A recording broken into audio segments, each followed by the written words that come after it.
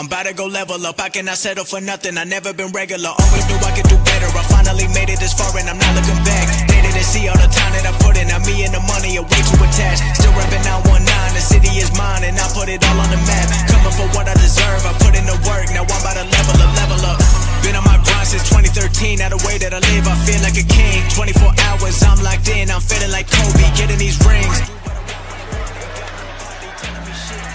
They bring six, Smith underneath, and they get it. Thornton.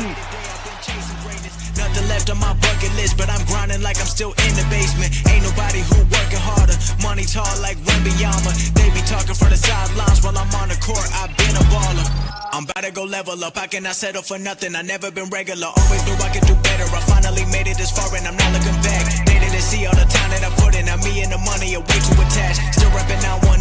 The city is mine and I put it all on the map. Coming for what I deserve. I put in the work. Now I'm about to level up.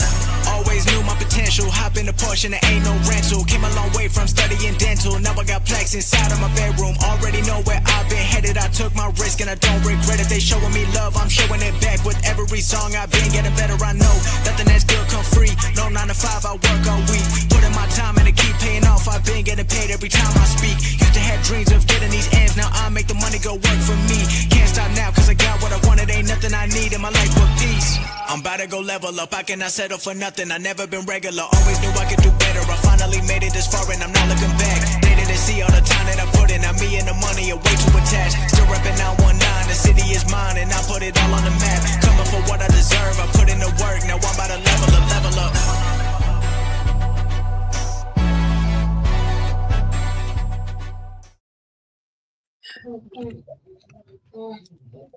Salute Raider Nation. Appreciate you guys showing up, man. Salute to the chat. Salute to the mods in the chat. Salute to the panel. Salute to everybody out there. Miles, Adrian, Rudy, Seth, Really do appreciate all you guys. Hugh Jacks, City, appreciate you guys. Salute Harvey. If you want to give a shout out before we get started, feel free, man. Yeah, what's up, Raider Nation? It's the #1 Raider stunner. What? Salute Justin. Salute to the chat. And let's talk some Raider football. Thank you very much once again, Ruth.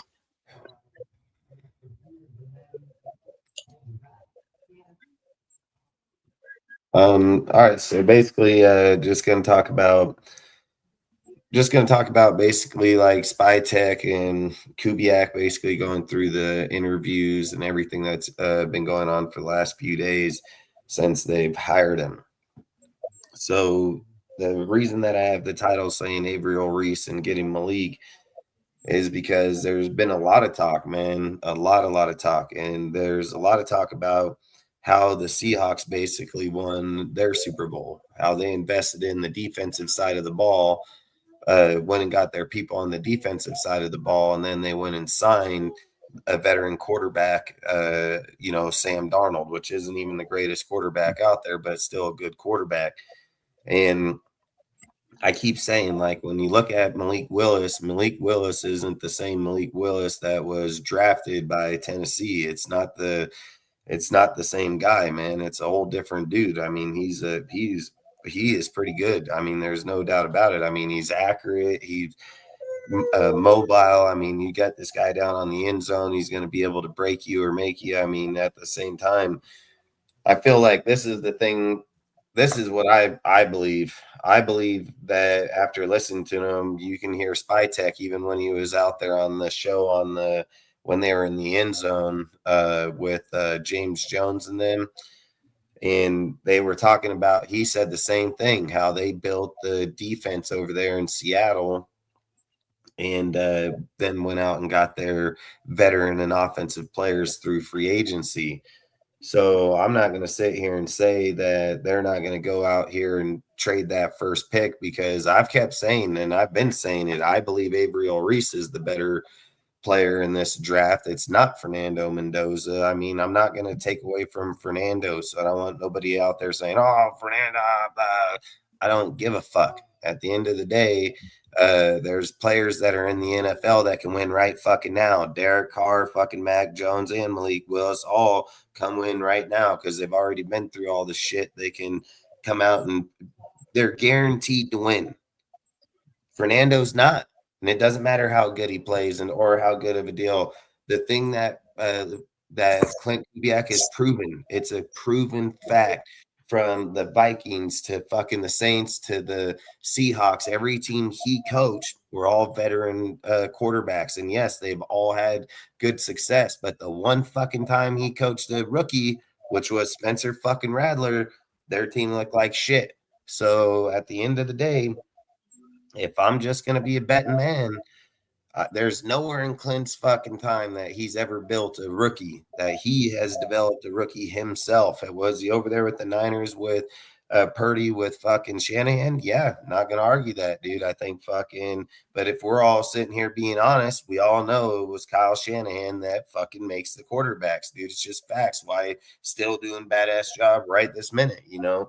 I'm not going to take away from Clint's play calling, not going to take away from Clint, period, because he's a good coach. He's one of the best coaches we've had in, god dang, probably 20 years, including John, when it comes to play calling right now in the NFL. So I'm not going to say in 98, but I would say in current John, I would say, yes, he's better, way better player or coach.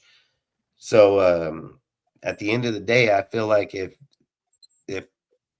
they can go out there and invest on the defensive side of the ball and put an Avrell Reese that can play in the half U, where he can play any position from DN, outside linebacker, middle linebacker, all the way off to the other side. And you're telling me that everybody likes Max and everybody wants Max to save, but Max never has a fucking equal. Nobody can have the same motor. Nobody plays the same way. And you have a kid like Avrell Reese right now that is clearly the better fucking player in the draft. He's a better player, man. It's just facts. The guy's a machine. He's a killer. He gets after people. I mean, this dude, he will change the game here with the Raiders for damn sure. And he'll be here for 5 years, guaranteed, with Max for at least the next 2 or 3 years. I mean, I think it's a no-brainer, man. What are you going to do when Max leaves? You know, like when Max does retire, because he ain't going to be here for more than 5 more years, maybe 6 or 7, but, you know, his time will run short too. So all I'm saying is I think if you get an Avrell Reese, it helps him shore up the defense. You're going to be – why would you pay Malcolm Kuntz fucking $20 or $12 million? I can get a rookie for fucking $12 million or fuck – well, what would I pay him? Like I'd probably pay him 35 million over the next 5 years.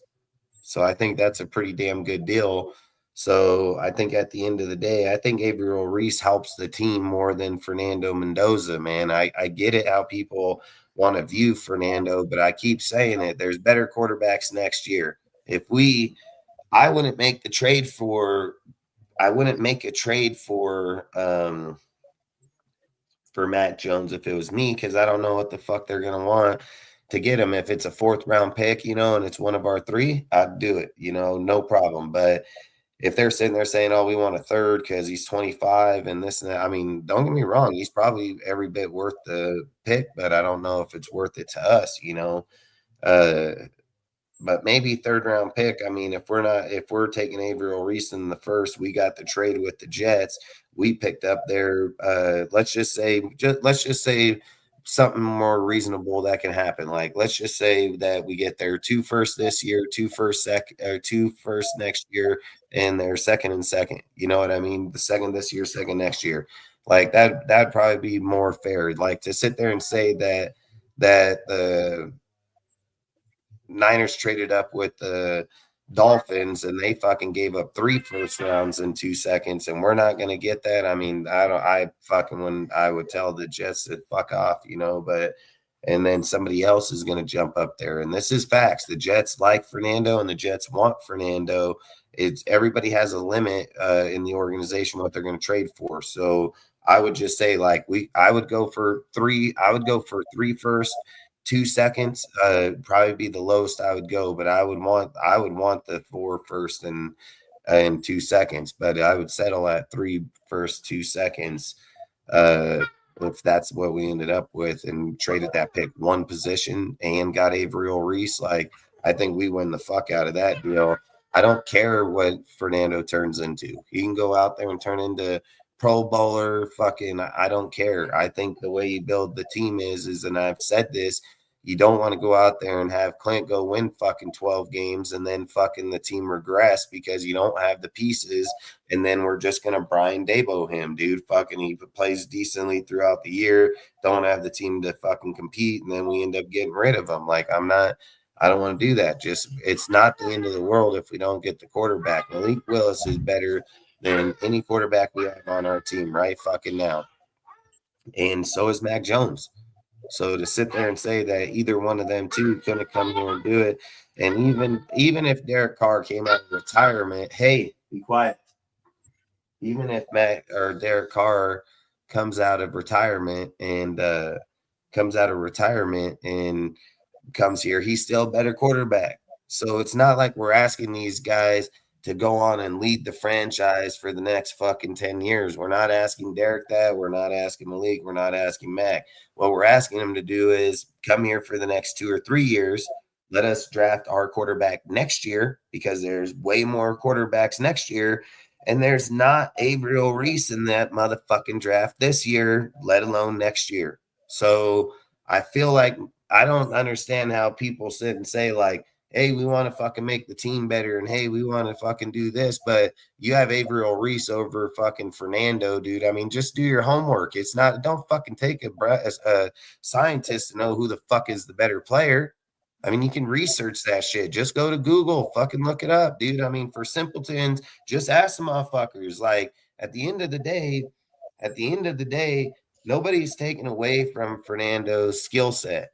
But I can go hire Malik Willis that's going to go out there and win me 8 fucking games, no different than Fernando, for fucking 20, 25 million. Yeah. And I can get him for 2 fucking years, 2 year, 50 mil. Then I can draft CJ Carr or any motherfucker I want next year because I'll most likely have 3 first-round picks. So at the end of the day, and I mean, I don't see why we wouldn't do it. We get to pick up better corner. We get to pick up better fucking safety, linebacker, fucking anything, offensive tackle, offensive guard. I mean, we can do anything with those picks, and I'm gonna keep saying it. One quarterback don't fix the team. It's just factual fucking truth. And anybody thinks that one quarterback's gonna come in here and change the whole fucking deal, yeah, bullshit.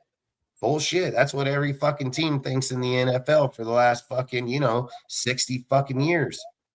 It only happens to some fucking teams where they drafted, and it just so happens to be this year who you got? Fernando and Ty Simpson. Like, oh fuck, what's some options? What's some great options? Oh fuck, I forgot. Throw Carson Beck in there. Like fuck, dude. Trinidad Chambers is going back to Ole Miss, so he'll be there one more year. Fucking. So he ain't going to be coming out this year, and he would have easily been the second quarterback off this board. But now it's going to be Ty Simpson. Ty Simpson will be second quarterback off this board, and he should have went back to school. But you know why he entered the draft? The reason he entered the draft is because he fucking knew he was going to get a first-round grade on him because nobody else is fucking coming. So, is what it is. I mean, people got to be smart, better be smart than fucking good, I guess. But I don't know. What do you think, Harvey? I think about that. Just like you said, I think that they should get Avrell Reese. They should focus more on the defense because, like you said, Max Crosby is not going to be with the Raiders for long. The time is catching up for him that he is slowing down. And we need somebody on defense to match up with the same intensity that use intensity, integrity, and intelligence, just like Max do on the field. And I looked at Avrell Reese ever since he been in college, and the man is a straight fucking beast, man. So, in my opinion, they should go ahead. They should get him in their draft and get a quarterback in the next draft because the next draft for quarterback is going to be better than this year's draft because it's only 2 quarterbacks that stand out in this NFL draft, man. Fernando Mendoza and Ty Simpson. Yeah, dude, and like this is the other thing I would say. Listen, any person that's jocking Fernando Mendoza, you don't even know who the fuck the quarterback is. You didn't fucking know about him until he just came out here in mid fucking year of college. It's 100% facts, and that's just factual truth. Not any motherfucker out there. I've said it. Unless you're a Cal Bear fan, you wouldn't fucking known who he was, and you wouldn't even fucking known who he was then either. So for any guy to sit here and say, "Oh man, I watched the fucking tape on him for fucking 8 games, 8 games," like get the fuck out of here. Fucking, there's no fucking way. There's absolutely no fucking way. Any person that knows common knowledge and fucking football knows, well, Indiana was the fucking best team in all of college, offensively and defensively. They know they were the oldest fucking team in all of college, and they know people compared them to the Green Bay Packers of fucking college football because of how big and how dominant they were to them. It wasn't because of one quarterback went out there and changed the whole entire college league and went and dominated. Nobody fucking knew that quarterback, dude. And anybody that acts like, oh, it's the 2-all be-all is just desperate for a quarterback because they've been desperate for one ever since Carr left. Sometimes that decision isn't the best decision. If there's better quarterbacks next year, but better players right now that can fundamentally build your fucking team, because it's a rebuild your team for Clint Kubiak for the next fucking 10 years. Not tell Clint Kubiak, here's a broken ass piece of car, dude. Throw some new fucking tires on it and you're going to be all right, dude. Like, you don't do that to a motherfucker like that. Build the motherfucking team. That's why they said there's not just one way to build the team. It ain't just go out and get a fucking quarterback. Just like they said, Seahawks went out there, they paid for fucking dudes, and I guarantee you Sam Darnold don't play nowhere close to where he played this year with fucking Clint Kubiak. Mark it, dude. Timestamp it, dude. I mean, any person that's seen the way he played in the Super Bowl, dude, he didn't even play good in the Super Bowl. And we're gonna this fucking guy Sam Darnold's just a great quarterback. No, he's a product of the system, dude. And he was in a damn good system through damn good deals. I keep saying it. Kyle Shanahan, fucking Kevin O'Connell, and Clint Kubiak, all the same fucking system, all the same shit. He got to go around. Now, name me some other motherfucker that gets put on a team and shipped to a different team that goes through 3 good ass coordinators like that in all 3 fucking years. It doesn't happen like that, dude. Like, some people just get put in the right place at the right time. But when he ain't there to teach Sam, well, Sam ain't going to be that same motherfucker. I promise you it ain't. And they're not going to be able to replace Clint because it's Clint's play calling and his scheming and the way he puts players places and all these fucking deals. He schemes the fuck out of people. It is Clint, because I didn't see the backup coordinator getting the head coaching job. I seen Clint Kubiak getting the coaching job. So at the end of the day, I've said, dude, like, everybody can sit here and think, oh, this quarterback in college, this and that. Anybody that watched football on Fernando will say he is a good quarterback, but he ain't the fucking greatest. And it's just facts. And the only reason people will get desperate on fuck quarterback because there ain't no other motherfuckers in this draft. The problem. And then I want to add to that too. When it comes to Carson Beck, I mean, I already know what Carson Beck all about, man, because he played at Georgia. You know, he won 2 national titles at Georgia, so I already know how he play. You know, so I mean, they might as well get a probably be the better pro-ready quarterback to come out right now. He'd probably be easily the better pro-ready quarterback. He played better than fucking Fernando in the fucking bowl game, and it's facts. Look up stats, like fucking. Yeah. At the end of the day, I think fucking, and he had better football. He had better placement, way more beautiful balls. I mean, Carson Beck had way better fucking placement than Fernando did. And fucking Carson Beck threw probably one of the most beautiful balls right downfield, fucking right over dude's fucking deal, right in his hand. And he dropped that bitch because he sucked. But at the end of the day, I mean, I don't know why we want to be real about the quarterback and who they are coming off of there. Nobody knew who the fuck he was. No, like, that's the whole thing. I don't understand why all of a sudden now we're just so fucking quick again to get on our knees and suck the fucking dude off. It doesn't make no sense. I mean, and then I'm gonna say it again and again. You know, in the season Fernando had a tremendous season. He get to the college football playoffs. He lighten up the stats, lighten up the scoreboard, and then all of a sudden you're going to get to the most important game of your college career, and not even throw a touchdown. Yeah, I mean, like you said, at the end of the day, I feel the same. Like, we're not in college, we're in the NFL. And again, to sit there and say that he's going to come out here year 1 and win a Super Bowl is crazy as fuck. That's not going to happen. That's absolutely not going to happen. No. Clint has a better chance to win a Super Bowl with Derek Carr than he would with Fernando Mendoza. It's just facts, dude. Yeah. Like, he would have a better chance to win with freaking Malik Willis and Mac Jones. I mean, like I've said, his history shows. Let me get up. His history shows. Oh shit! All right, dude. Fucking gotta go and it's fucking choke me like that. All right. But his history shows he has better success with the veteran than he does the rookie. It's just facts. I don't know why people are trying to deny that shit. I don't understand why people are just looking past that shit. It makes sense to have 4 first-round picks off of a fucking quarterback that's just a little bit over average quarterback. And I keep fucking trying to say they are better quarterbacks next year. Yes. Fuck, if we're the 20th ranked team, we'll have 4 first-round picks. I'm pretty sure we can get the fuck back up there. I'm pretty sure our only 1 pick and next year's draft is getting the fuck back up there in the first round to get the quarterback. Well, guess what? There you fucking go. And you're telling me this year we can get a DN middle linebacker, because what he is, DN middle linebacker, and either wide receiver or fucking corner, and we're not willing to do that? Like, that's crazy as fuck. I don't understand why we want to try to go through and build the base of the fucking team. Plus, we were probably getting 2 second-round picks, so we don't even know who the fuck's going to be in there. That'd be O-lineman. We can have O-lineman in the first, corner, wide receiver in the second. I mean, you can build a team any way you fucking want just in those first 3 picks.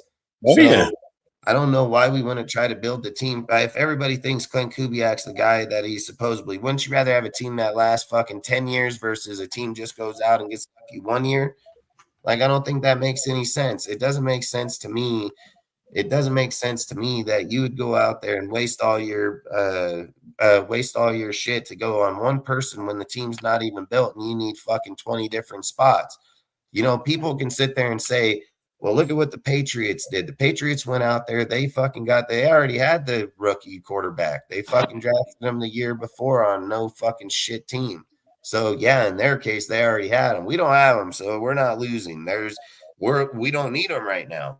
So I don't see why we would do that. Like, I think common sense says go get fucking Reese, trade the fucking picks, pick up the extra cap, build the fucking team, keep 3-4 first-round picks in next year's draft. If we if we don't fucking do good, I mean, because look, Spytek's already said, he said it at the podium. I don't care if we win 5 games as long as we're building a culture, dude. Like, as long as we're developing players, I don't care if we only win 5 fucking games. If we win 5 games, it favors us to get a quarterback even easier. And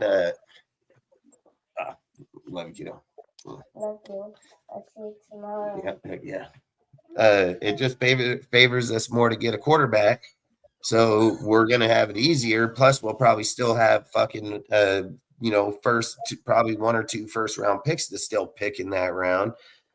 And if not, then we trade them fucking first and get the quarterback, and then we still go on with our 2 seconds and fucking go out, dude. I mean, we don't need all the first. We just need the first to get the quarterback. It's the only fucking thing we need.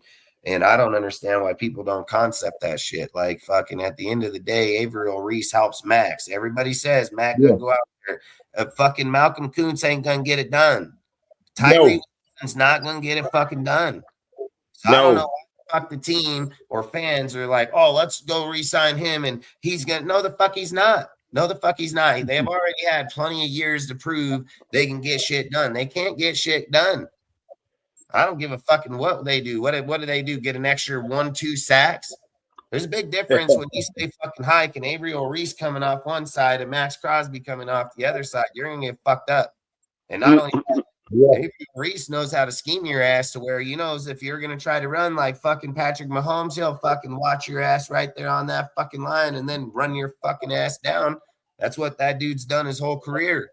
So I don't understand why we're not looking for players like that to help out the defense. Let's be honest. Didn't Derek Carr score 35,000 fucking points with the Raiders? What did he never have? A fucking defense. Give a fucking what you throw. What do you have? 34 fourth quarter comebacks? Ridiculous, He didn't have defense. No defense. 257 touchdowns to 111 fucking interceptions.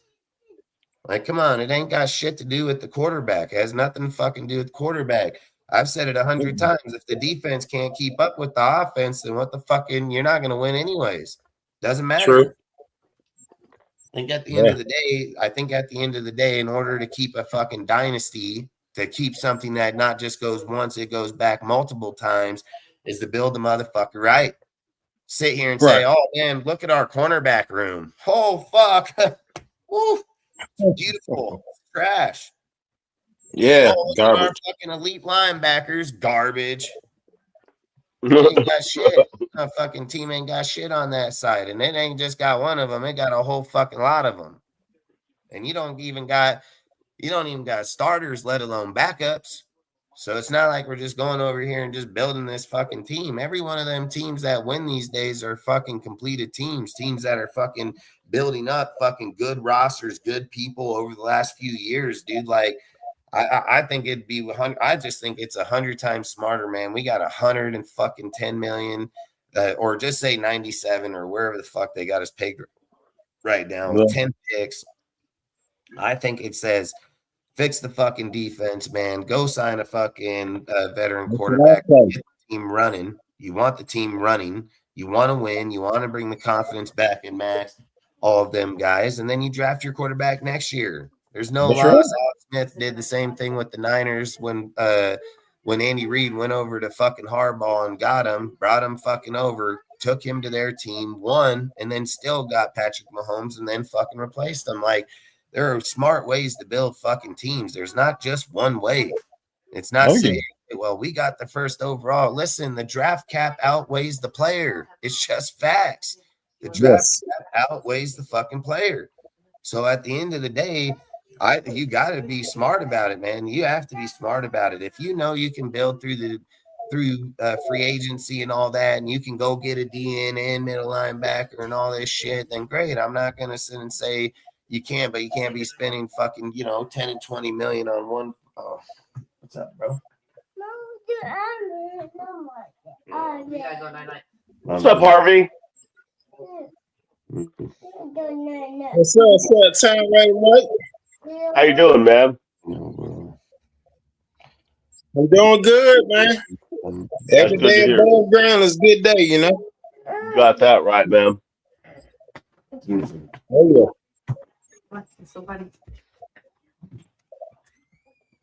I've said it, man. People didn't even know who the fuck Fernando was. And we're not sitting here acting like fucking people don't know who fucking Archie, CJ Stroud, fucking Sam Levitt, all these fucking guys. They know, everybody knows every one of those guys.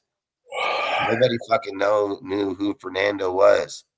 And if people don't start paying attention to the fucking school he came from, the coach, and what happened at that school through the transfer portal and all, like, you're just misrepresenting yourself. Like, that's just facts.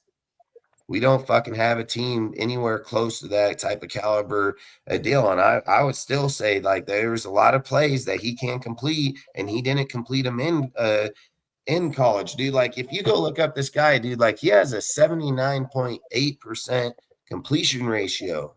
Joe Burrows had a 76.8 long bombing that fucking ball. Fernando don't do that. Yeah, Fernando throws short to intermediate passes. Your percentage rate's going to go up. Yeah, fuck yeah. That's a Geno Smith shit. That's what Geno Smith does. That's why he gets that 70% completion ratio for that bonus, dude. They just fucking do check downs and easy fucking cross the field passes. Right. There's nothing wrong with that if you have playmaker players. There's nothing wrong. That's what the West Coast is built off of, dude, is stuff like that. So I'm not gonna sit here and say, like, hey, what he does is not a bad deal. But I'm just saying, like, you don't need to have and there's nothing saying Fernando is going to be elite at any point in his career in the NFL, and he could. I'm not going to argue it. He could and he couldn't. Tom Brady wasn't even a first round pick, so no. I don't know why we're so over here just so fucking hurry. There's a lot of first round picks taken every fucking year. I've said it, dude. There's fucking either way. What did I say? 15. There's 120 fucking quarterbacks taken over the last fucking 10 years. You know what I mean? So we'll put it this way, man. We were all hurry. Why don't we have a head coach? We wait. What do? We waited. And who do we have now? Clint Kubiak. Yeah. Because I'm gonna add to that too. You know, for years and years and years, you got in NCAA college football, when it comes to quarterbacks, they gas these quarterbacks up in college football. And then what they be Heisman Trophy runner-ups or Heisman Trophy winners, they get in the NFL, they might have one good breakout season, and then you never hear from them again. 2 quarterbacks in the NFL have won the Super Bowl that were Heisman Trophy winner. Yeah. Jim Plunkett and Roger Staubach. That's it. Yeah. Hey, that's something. Man, appreciate you guys. And Plunkett wasn't even on the team that he was drafted by. It was with the Raiders. Yeah. So you take that Heisman and, evaluate it how you want to.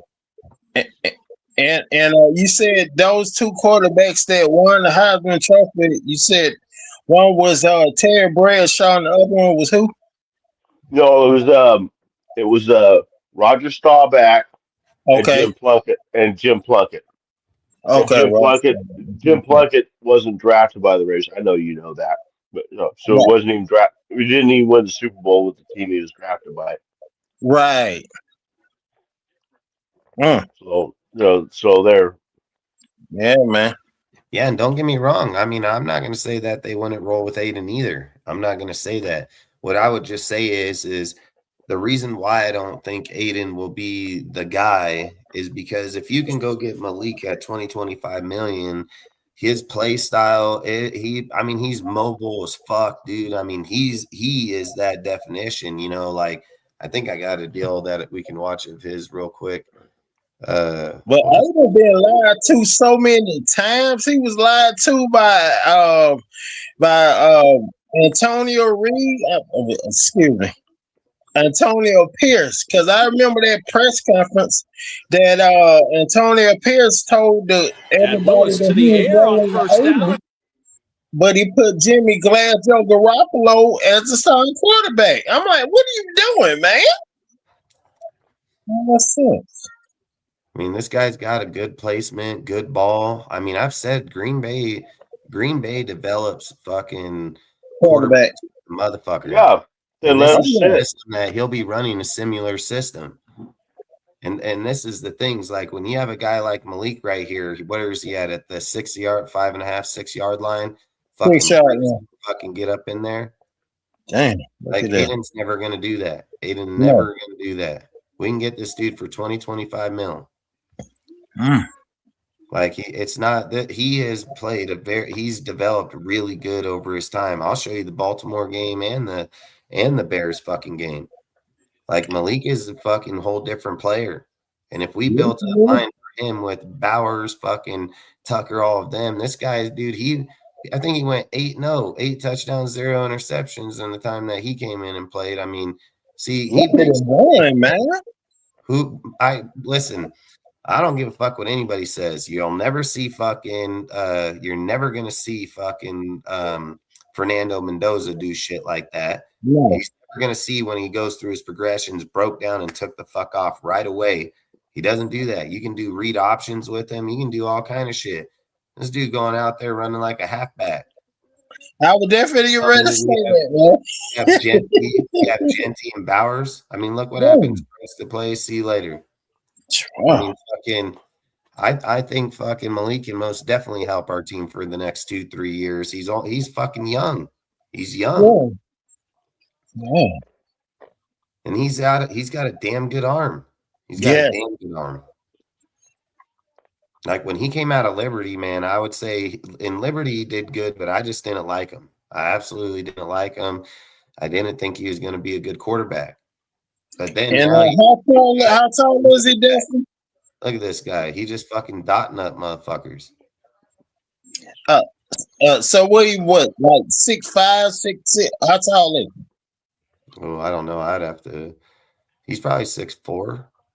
Malik Willis. I'll look it up for you guys while you guys are talking. Damn, look at him. He a good quarterback. This guy is he's a good quarterback, man. I mean, he's a good quarterback. And we're not sitting here saying, oh, hey, man, go fucking take over the whole NFL. We're not saying that. We're not trying to say be the franchise guy for the next fucking 10 years. Like, we're not saying that. What we're saying is just come do it for the next 2 or 3. We'll get our fucking defense right now. We'll stay active here next year and then fucking move on from there. If we can do shit like that, if we can do something like that, I mean, that's going to help our team out a lot. Yeah.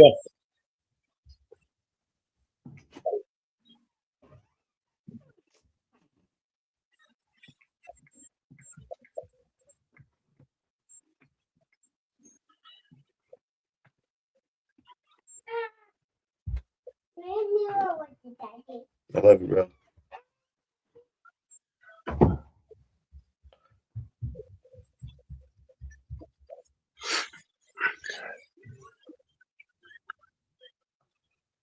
Yeah, fucking long story short, I think if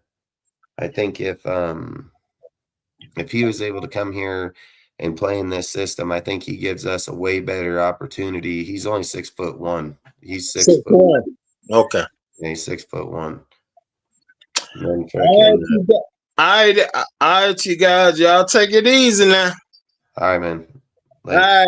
I said time right, Mike. Sorry, I was muted. Have a good night.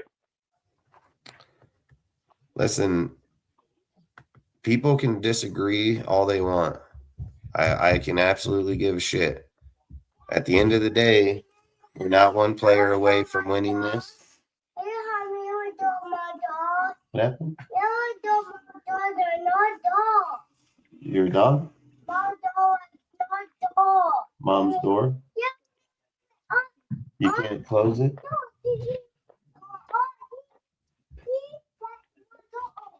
Oh.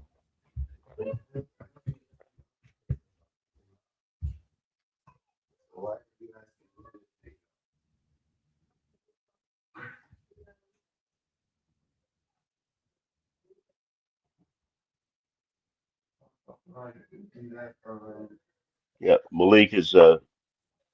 I think that's what Dustin said, but yeah, I just double checked it. Yeah, he's 6'1".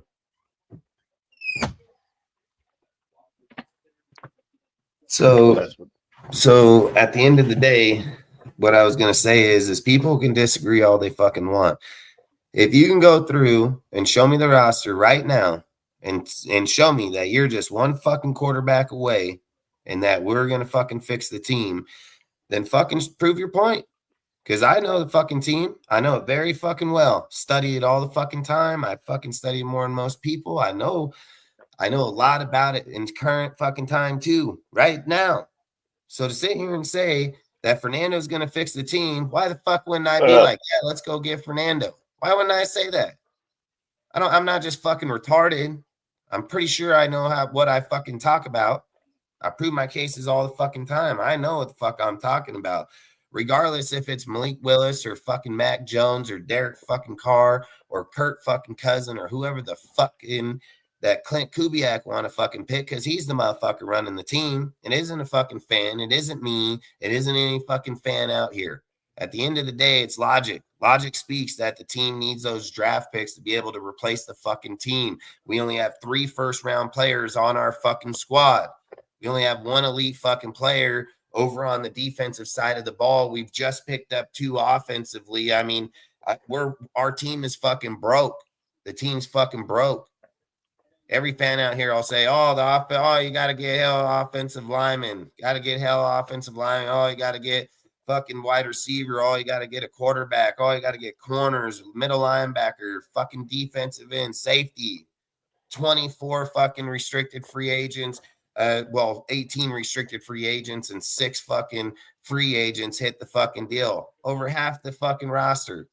Mm-hmm. It's like, yeah, $100 million. Listen, $100 million usually comes with the price because it means a lot of motherfuckers haven't got signed. That's why the fucking money ends up like that more times than not. So to sit here and say that we have a loaded roster with $100 million is absolute fucking crazy. Absolute fucking crazy. And if you think that you go get Fernando and you get a few good fucking players, we're going to win, bullshit. The Raiders have done that for 20 fucking years. Pay the fucking attention. Pay the fucking attention. We go out, make splash plays all the time. Al did it all fucking time, especially right before he fucking died. He went out and got all kind of motherfuckers. Couldn't win shit. Couldn't win a motherfucker. And guess what? Right after that, been the same fucking way the whole time. Didn't happen till 2014 when Reggie McKenzie fucking had the draft where he got fucking Cleo Mack, fucking Derek Carr, and Gabe Jackson in that fucking draft. And then that fucking changed it around. And then fucking what happened? What happened? Jack Del Rio fucked up the team because he didn't want to fucking re-sign Ted Musgrave, and then fucking went with Todd fucking Downey's trash fucking ass. Like, let's be fucking real about how it went. And then fucking what happened? John Gruden come in, fucking dismantled the whole entire offense and defense, fucking broke that bitch down to the core, fucking got rid of all elite players, took him 4 years, and he fucking took the team right back to the fucking playoffs. It sure in the fuck wasn't Rich Bisaccia. Sure in the fuck wasn't Greg Olson. Man, those 2 motherfuckers must have went home and wrote down a Super Bowl fucking playbook that right after Gruden had to resign, right? No, the fuck he did not. John Gruden's playbook, John Gruden's fucking plays. They just called his shit. It's facts. It's just factual truth.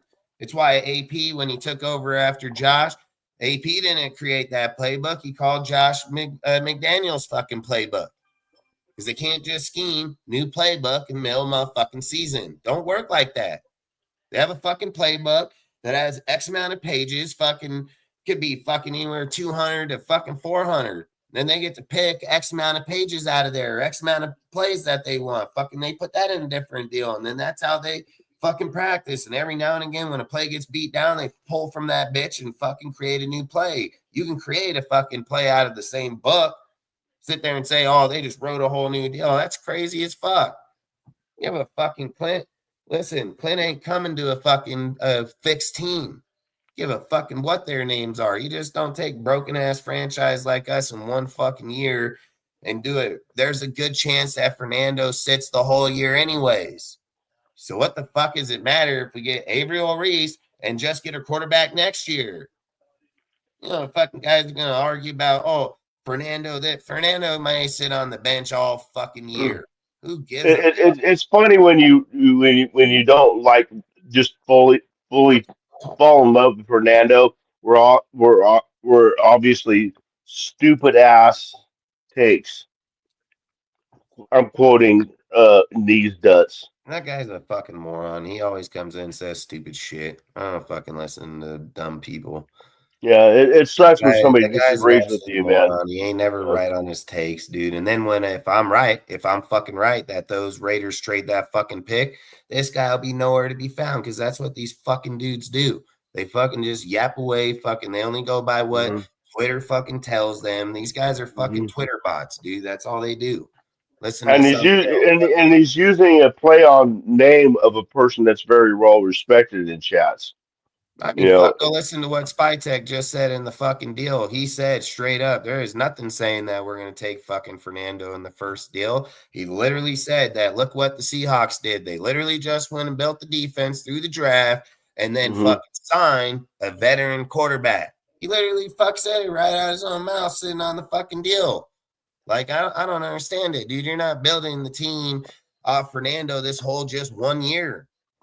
Like I've said, and Tom Brady has literally spoke about multiple times. If the Raiders draft a fucking first-round pick quarterback, he'll sit for a year to learn the playbooks, learn the system, so they don't just throw him out there and fucking destroy him. It'd be ideal that Aiden O'Connell would probably fucking be the quarterback for at least half the season or until he fell off. That's what they would probably do. And that's just facts.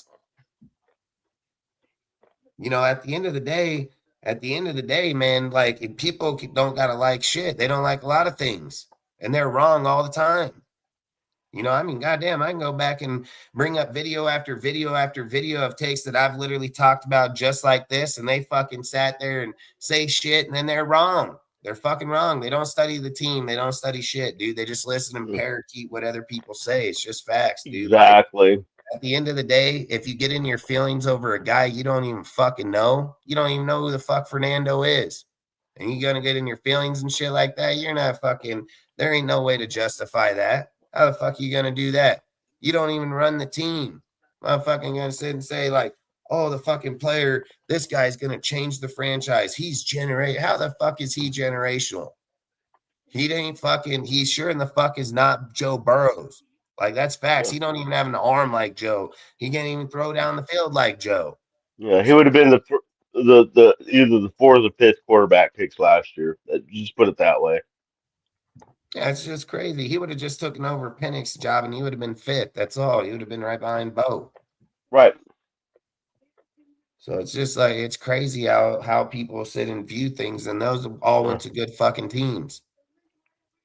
Like, that's the whole thing. It's just crazy how people view our team broke as fuck, but think that one dude like him is gonna fix it. Bullshit. I think a lot of people, this is my opinion, maybe a lot of people, because we do need a quarterback. We all know we need a quarterback. We need one for so long that they're just they're grasping at anything. Well, this is the best quarterback in the thing. Oh, he won the Heisman. He won the national championship. He won undefeated. Well, undefeated and national championship is the team thing. Heisman is a popularity contest. Sorry. And if you really look at it and analyze it, he is not number one overall worthy pick. And we can get probably 5 first rounders for him and a second and a third, maybe a couple. Who knows? I mean, do you think he is worth all of those picks? I know everybody's going to say, well, we're just going to waste the picks anyway. Well, how do we know? How do we know Fernando's not a waste of a pick?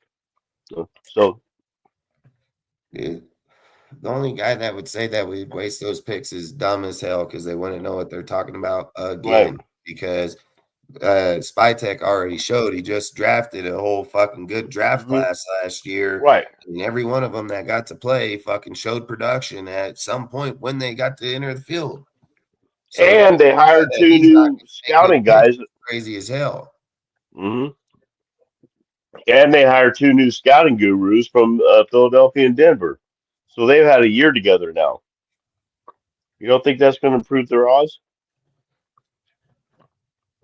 Oh, it's fucking most definitely. Mm-hmm. That's the whole thing why I've said, I mean, I just go by what I hear and what I see. And I don't go by people's feelings. I've never fucking done content by people's feelings and emotions. This is what I've known ever since I've come to social media, because I never heard no dude cry like a bitch in Oakland. Never heard it in my life.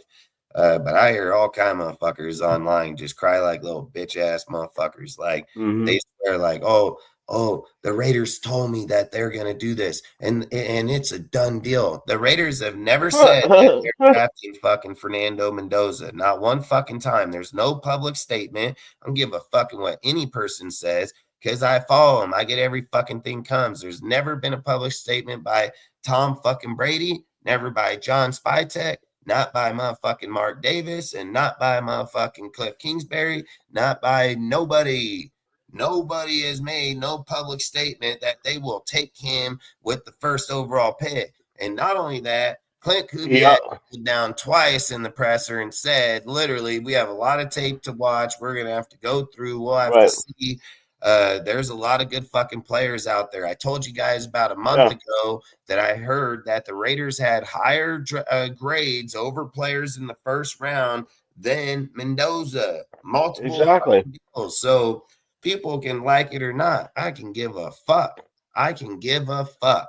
I ain't your fucking mom. I ain't your fucking dad. You ain't gonna cry on my fucking shoulder, and you don't hurt my feelings. I don't own the fucking team. They fucking do. So you get fucking mad. How about you go fucking text those motherfuckers and tell them, hey, how about you put out a report like you crying ass bitch motherfuckers talk about Max Crosby. Oh, Max is going to get traded because the team hasn't told him. Yeah, they fucking did. They fucking said it in the middle of the year when they told the Cowboys to fuck off. Max ain't getting traded. Then motherfuckers are like, oh, so we need to hear it next week too because we're sucking them off in the bathroom. Fucking, need to hear it the next week too. Oh, fucking, it's just crazy as fuck. 4 straight years, motherfuckers say Max gonna get traded. He ain't been traded one fucking time. Then we get Clint Kubiak and them. Now we're trading him now. What a fucking bunch of dumbasses. Like, unless they give that motherfucker What did Clint say? He had a cup of coffee with him in the morning. He was the first one here, I'm right. and He we said had a cup of straight up. coffee. Do you think and he said how valuable he was, and he knew he was one of the best players in the NFL. Not best defensive ends, one of the best players in the NFL. And he said, absolutely, I want him to be on the team. I don't get it. I don't get it now. But that's what happens every year with every year the Max is getting traded. Every year, anybody that becomes available is going to the Raiders. That's the way it is. It is. It's facts. Every DN, every DN, every fucking receiver, every quarterback, every Hmm. lineman, every fucking deal, every Hmm. position that gets cut comes to the Raiders, and none of them do. Not one Right. fucking time. Not one fucking time. So it's just crazy as hell. It's just crazy as hell that people get so delusional that they get stuck in their own heads and think, well, this is going to happen. Listen, I'm going to just say it like this. A lot of these motherfuckers out here that talk all told me Jimmy G was going to be good. I fucking laughed at him and told him Jimmy call ain't him coming from the Garoppolo. Niners and the Patriots to the Raiders. Told them they're all dumb as hell. This guy's gonna be garbage as fuck. Guess what? Garbage as fuck. And Well, then guess what? I call him Garoppolo. So if he makes the past 4 games without getting injured, Oh, I'll dude, then be. you want to know what was even more funny? These Mhm. motherfuckers doubled down. They doubled down like fucking idiots, dude. They're like at the gambling table trying to get back their $100. They throw 200. And then they double down again on fucking Gardner Mitchell's trash fucking ass. Then they're like, oh, Gardner and AP. AP, I told him, fuck, these two guys are fucking trash. AP ain't never called a fucking play in his life. These dudes are all over here dick sucking this motherfucker because he just come off fucking Josh McDaniels fucking playbook in his team. But when he built his own, he got darted on. And then fucking we go over here with Gardner when he had fucking Hayden. And all these dudes double down again. Fucking they're wrong as fuck again. Just like I told them.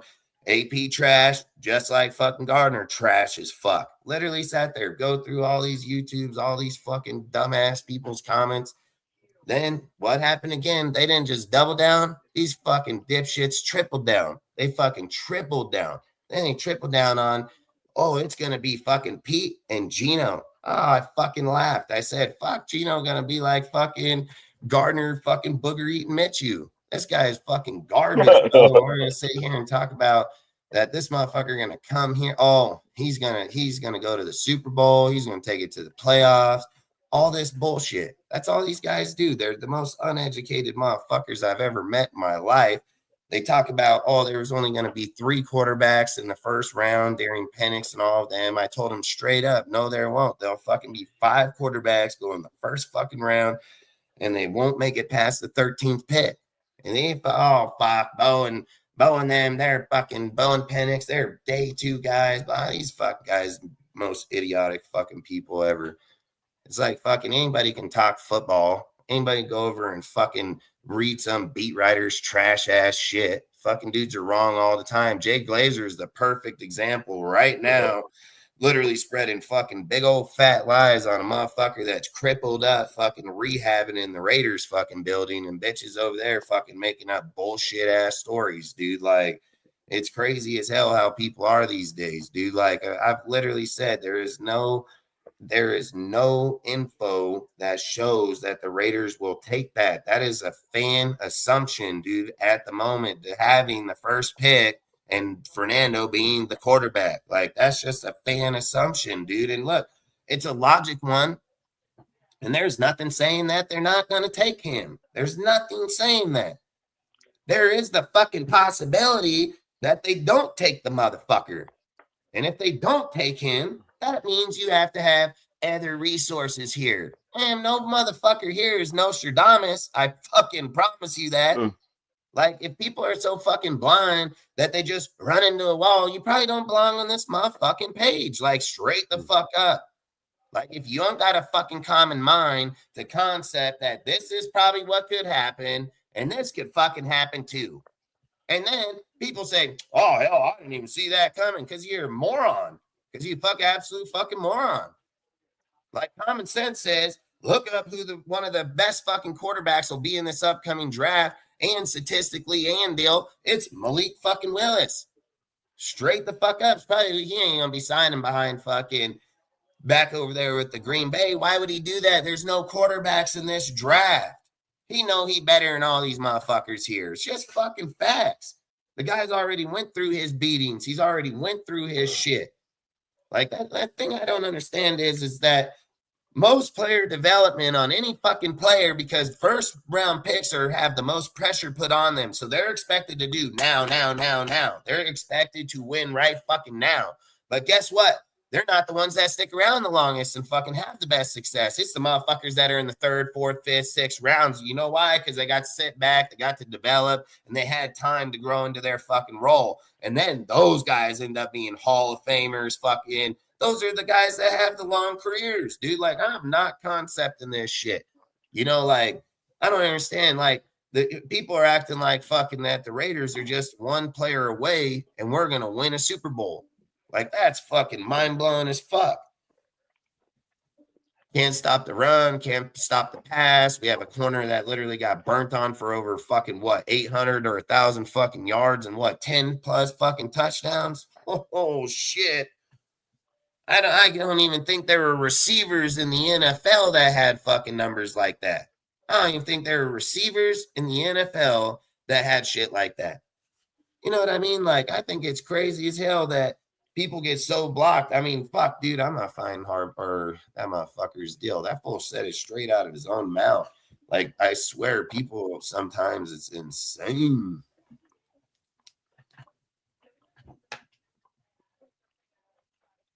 And I would take Avrell Reese over that motherfucker anyways, because Avrell Reese. I would too.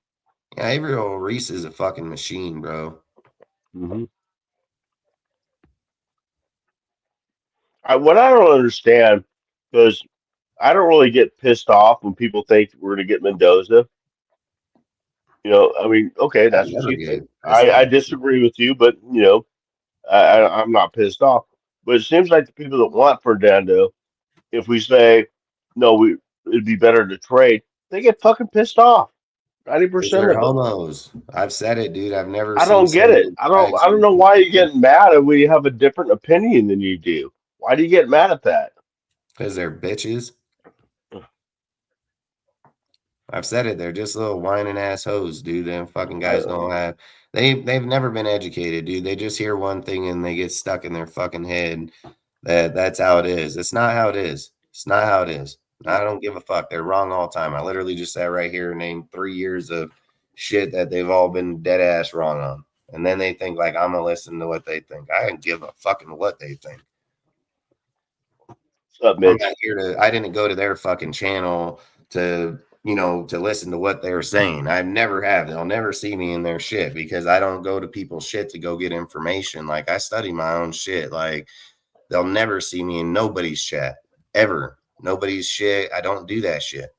Like, I don't fucking, I support certain people. I bring them on the show because I like them and I like their debates, and I don't have to agree with people. They know that. They know exactly how I am.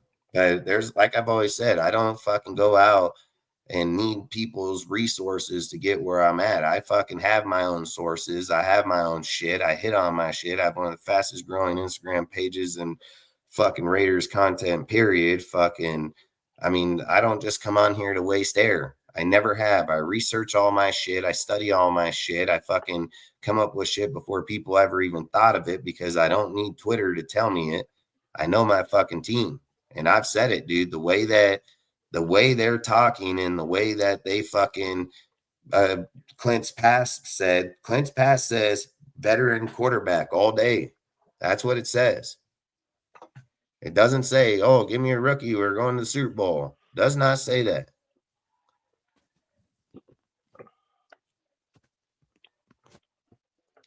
I need to find this damn.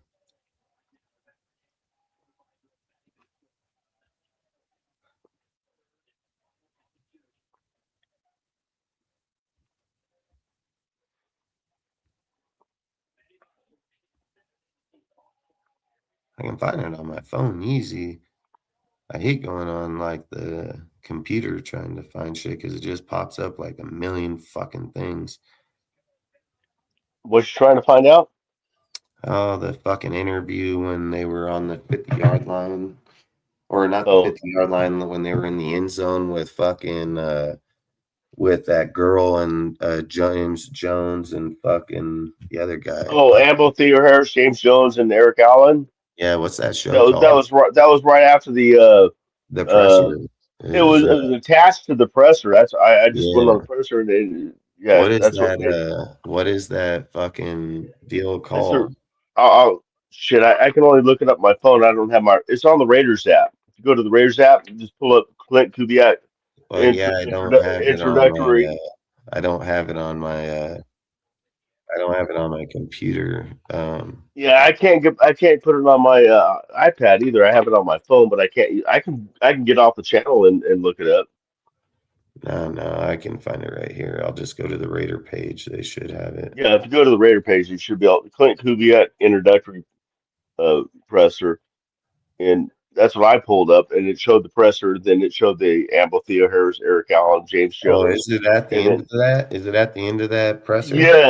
yes, they show the presser. Then Yeah, we then were all the three of watching. them bring up. They bring up everybody. Like not like Marcus Allen. They bring up Howie Long. They bring up all the people that were there, including Spytek and Clint Kubiak. Yeah, I want the Spy Tech one when he was.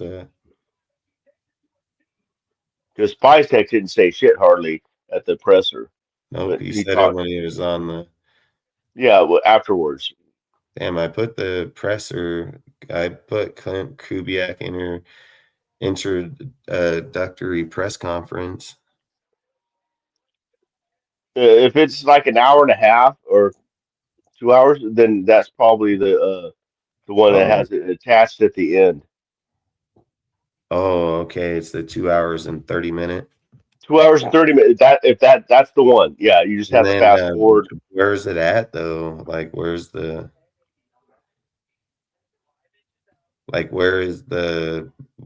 in that? He Do you know where the? he was. I don't remember what number he was, but I know he was in the top, probably the first 5 people that they interviewed. They interviewed, yeah, Marcus. They interviewed, almost everybody that was at the presser. At the table. I can probably find it. I think I'll find it. Yeah, I don't know how many minutes into it. In other words, that Clint Kubiak or Spytek did their interview. I could try to look it up while you're trying to look it up, see if we can figure it out. Mute myself. Oh, I'm already on it. Here's the Okay. interview. Oh, now they're back on the field. Oh, right here. Right here.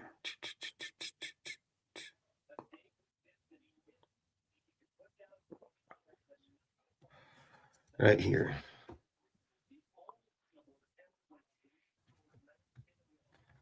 All right, fuck it. Let's go over here. Fucking put it up on here.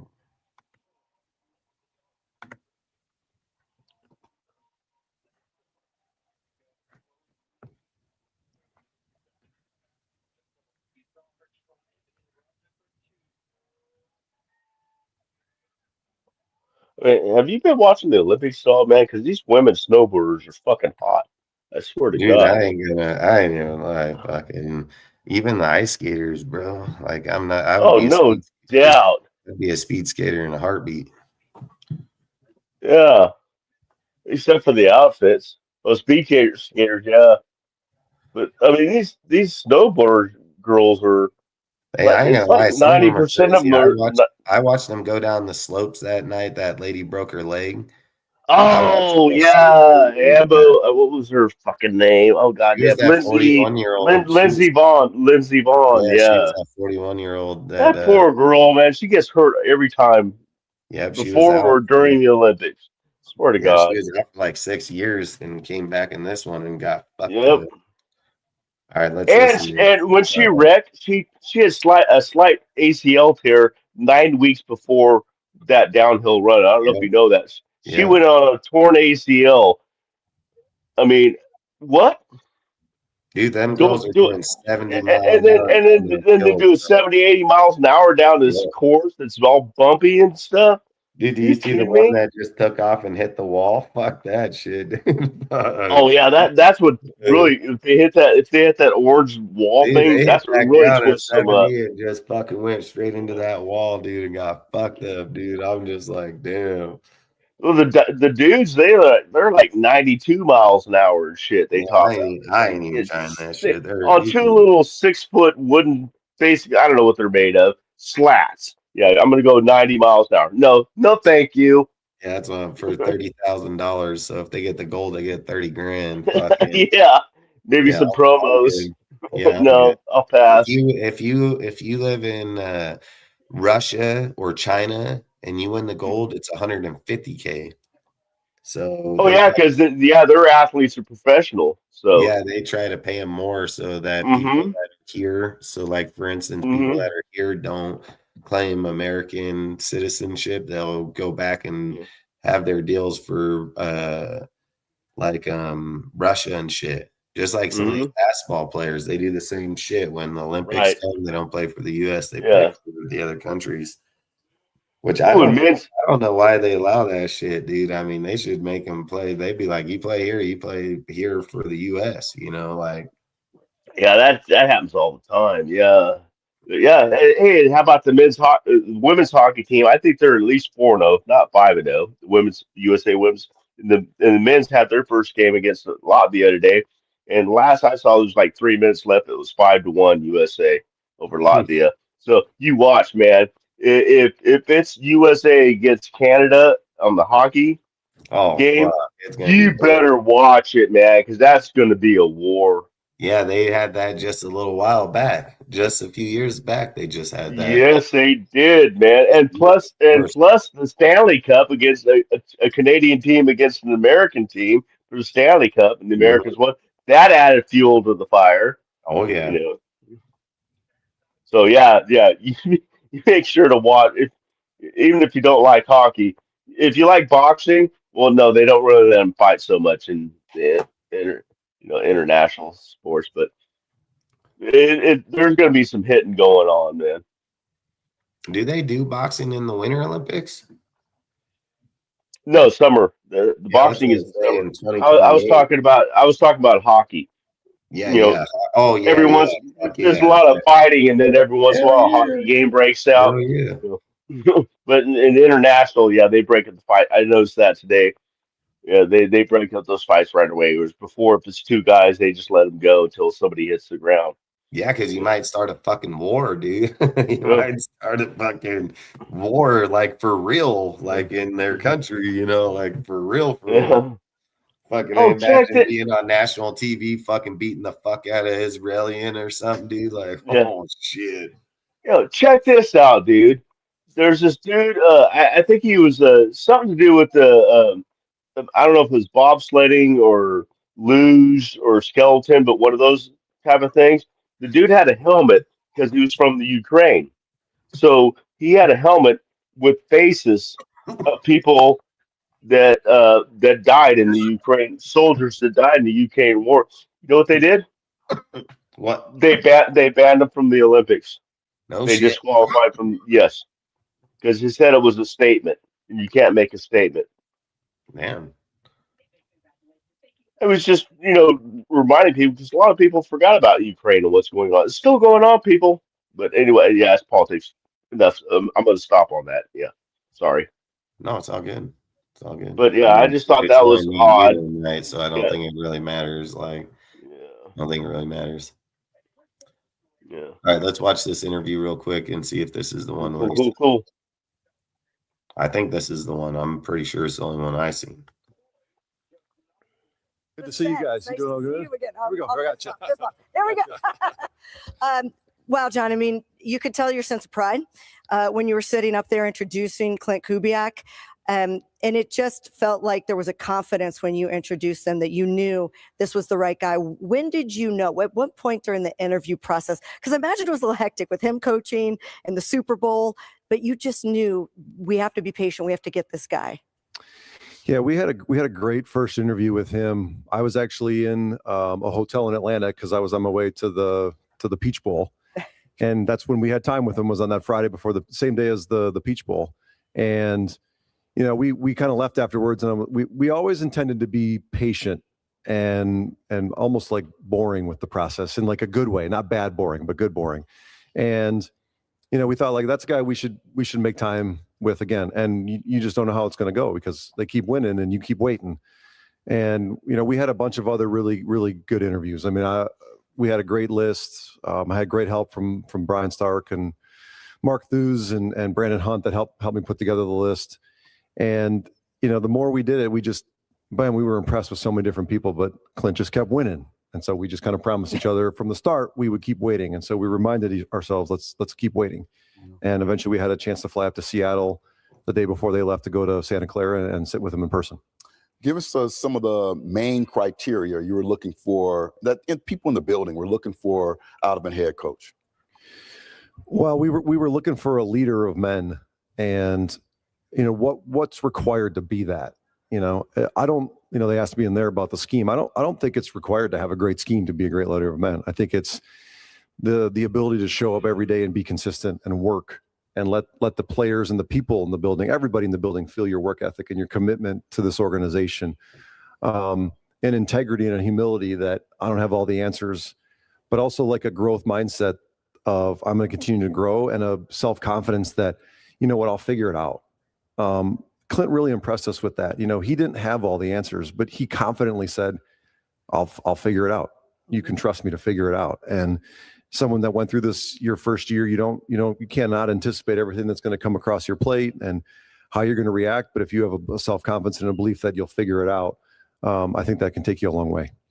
Did you guys have a plan going into it to where it was going to be an offensive coach or a defensive coach, or you knew once you guys let Pete go that we were going the offensive side of the bar? Were you just going into this thing open-minded, whichever coach you kind of felt like was that guy to lead this organization? Yeah, we were totally open-minded. We talked to 15 different men from both sides, deep offense and defensive side of the ball, and we were impressed with both. And again, I think it's in this league, it's tough because offensive coordinators, everyone's searching for the next great offensive coordinator. And I gotta fucking wait a minute. You can't just stream their deal the whole time.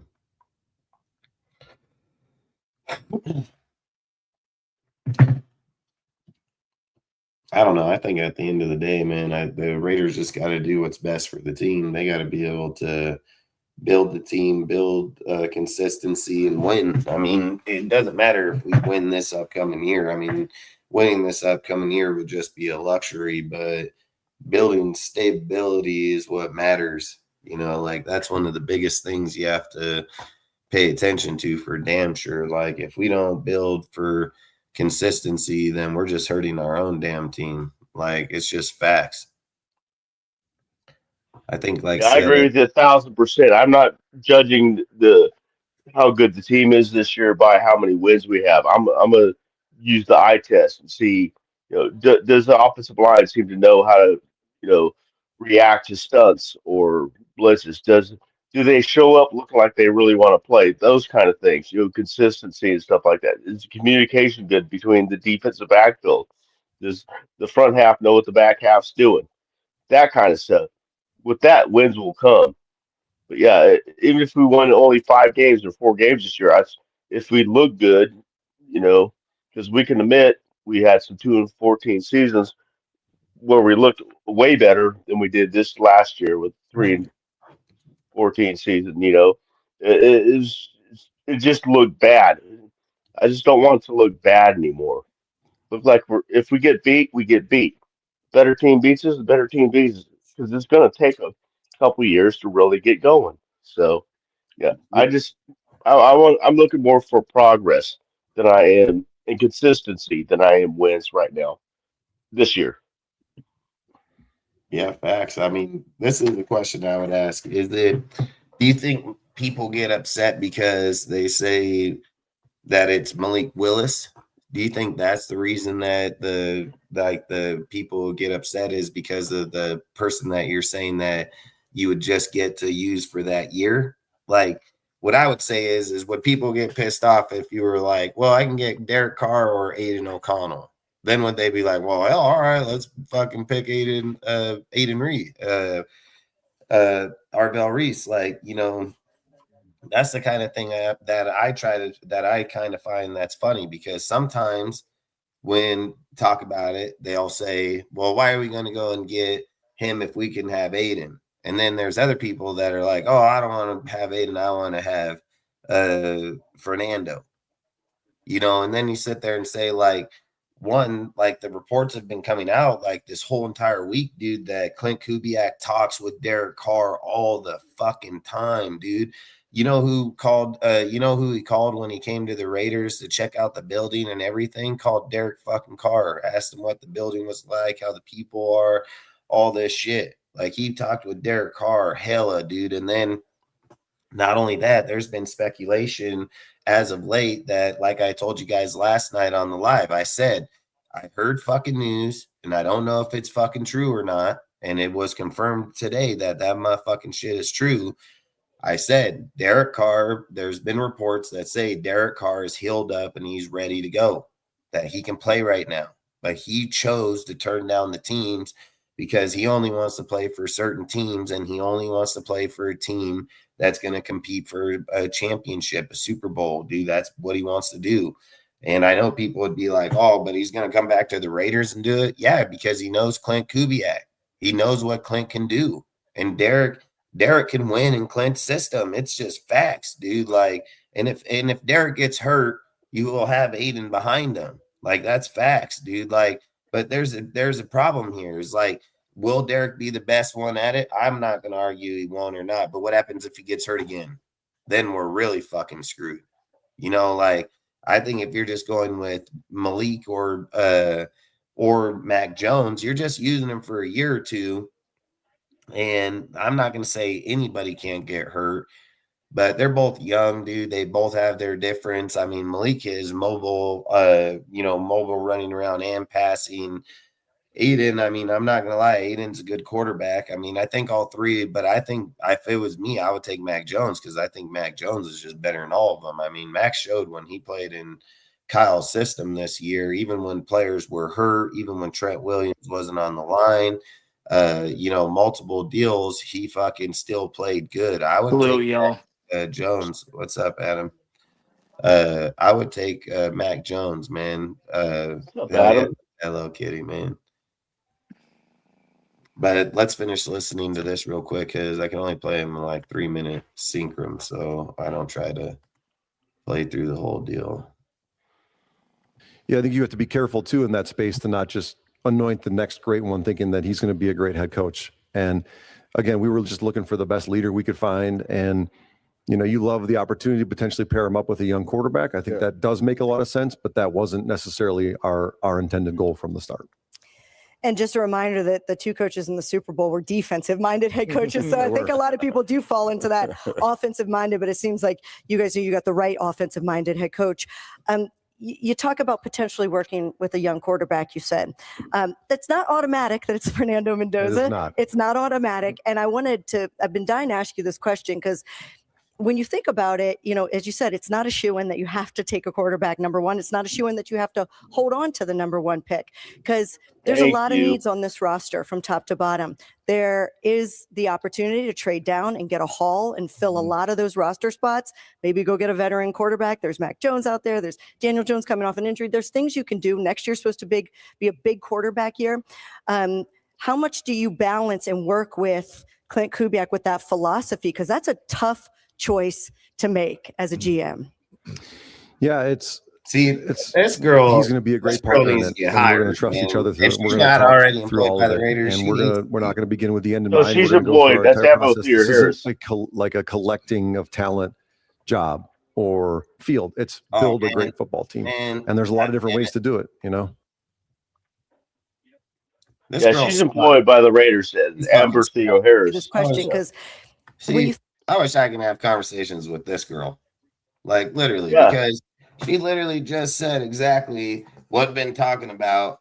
Fucking this girl right here, fucking. She asked him, and what did he say right away? Fucking no, it doesn't have to be. Like I keep saying, like fans get in their feelings. They get something stuck in their head, and then when they get it stuck in their head, they can't fucking change that. It is their feelings. That's what it's about. And that's why they get so offended when you say, yeah, but what if we were to go this route? They just get all offended because it's their fucking feelings. Like women do that shit all the fucking time, dude. Like women are famous and these dudes do that same shit. Hey, somebody kicked David off. Somebody with the rich kicked David off the show. He's gone too far twice. Way too far. What just happened? Now he's like, if you do not like me, I don't need your stupid approval, boy. And then after that, you sound like a crying ass liberal, which is political, which we do not talk about on fucking Raider channels. Hey, I'll just say this. I'll say this. Look, I think everybody deserves, And if you bring up shit like that in the chat, bro, you're just gonna be booted. This is how I look at it, all right? And I'll tell it to everybody right now. And I know we're gonna have a little bit of a delay for 30 seconds, but listen, if people come to this chat and talk shit like that, they will be blocked and they will not be allowed in here. I'd say just speak your fucking piece. It's not like you out there know them dudes or if you're even right yourself. So I would just say speak your stuff. If you don't, I will be banned. I will ban you 100%. yeah, I mean, it's just been getting worse and worse and worse and worse and worse. I had to finally say, I had to Hey, say something. I'm sorry. who the fucking libtard you? Uh, But again, let's not talk about shit like that either way. So let's just, all right, I'm sorry. I'm sorry. You just pissed me off. no, not you. Not you, man. I'm talking in the chat, bro. I mean, don't sweat on that. You gotta all the right. If the guy comes back out and says it again, I will ban him. But he's been warned about it, so I would just say if he does it, then I'll ban him. I didn't start the problem to begin with. Maybe you should back it. All right, listen, man. All of you guys, I would just say let's change the conversation for a minute. You don't got to get in your feelings. It's football talk. We all get fucking emotional over certain shit, but there ain't no reason to argue about it or fight about it, dude. Like at the end of the day, just say your piece, bro. If they don't fucking like it, oh well, then move on to the next conversation.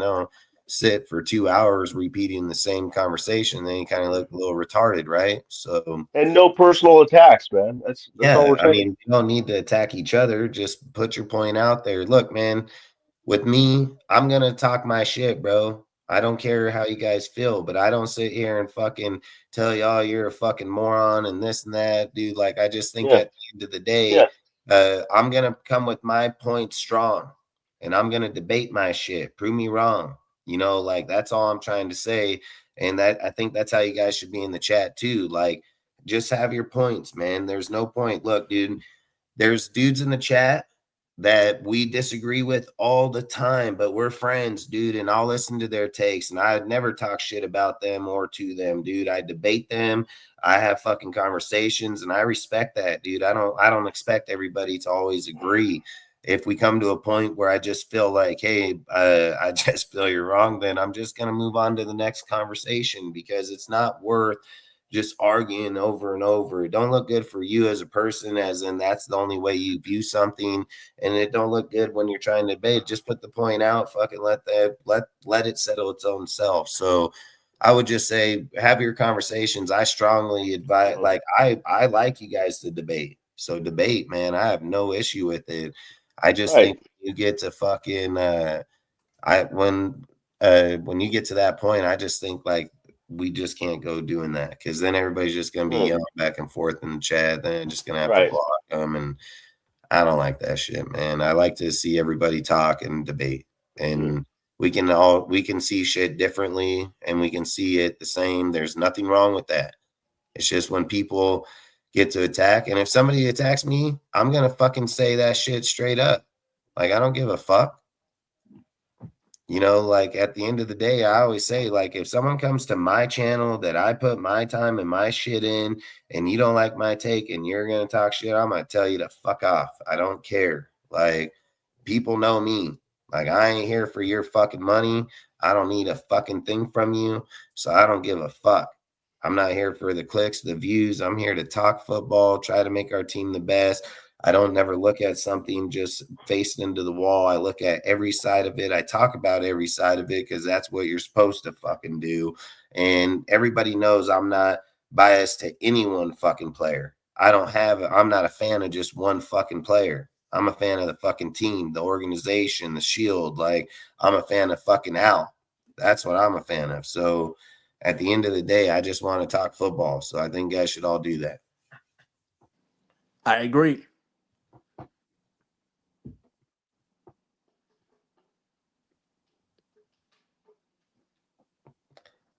I'll ban him, but I don't think he's gonna do that. I think everybody just gets riled up, dude, and shit just goes fucking, I mean, that's just how it is. I mean, not everybody's always gonna see the same shit, dude. It's just what it is. Fuck, give me 1 second. Hold on.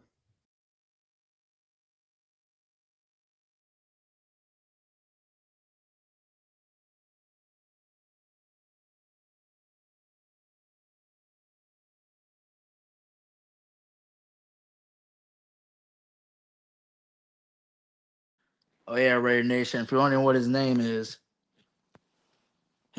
Trent, named after Trent Richardson.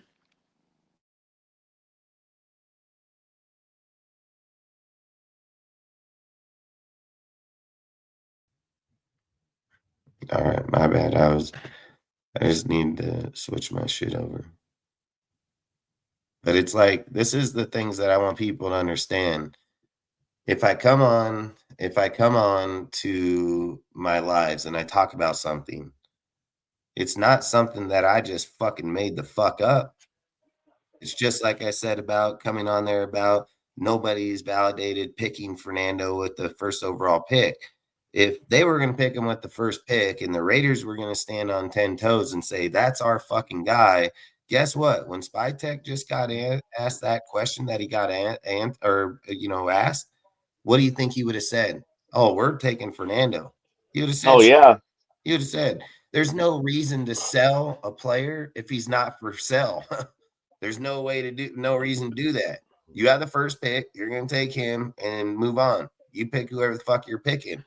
But you shop a motherfucker when you're interested. That's what you do. Oh, That's when you sit and say, hey, we're not 100% sold on the guy. We're not 100% because they're not fucking dumb.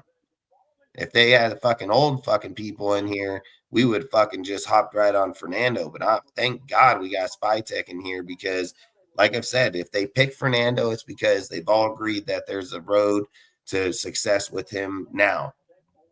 If not, man, I've said it. I just don't understand why people get so mad about that we may go a different route. I mean, Avrell Reese is a fucking badass, bro. If you're putting him and Max together, I mean, come the fuck on.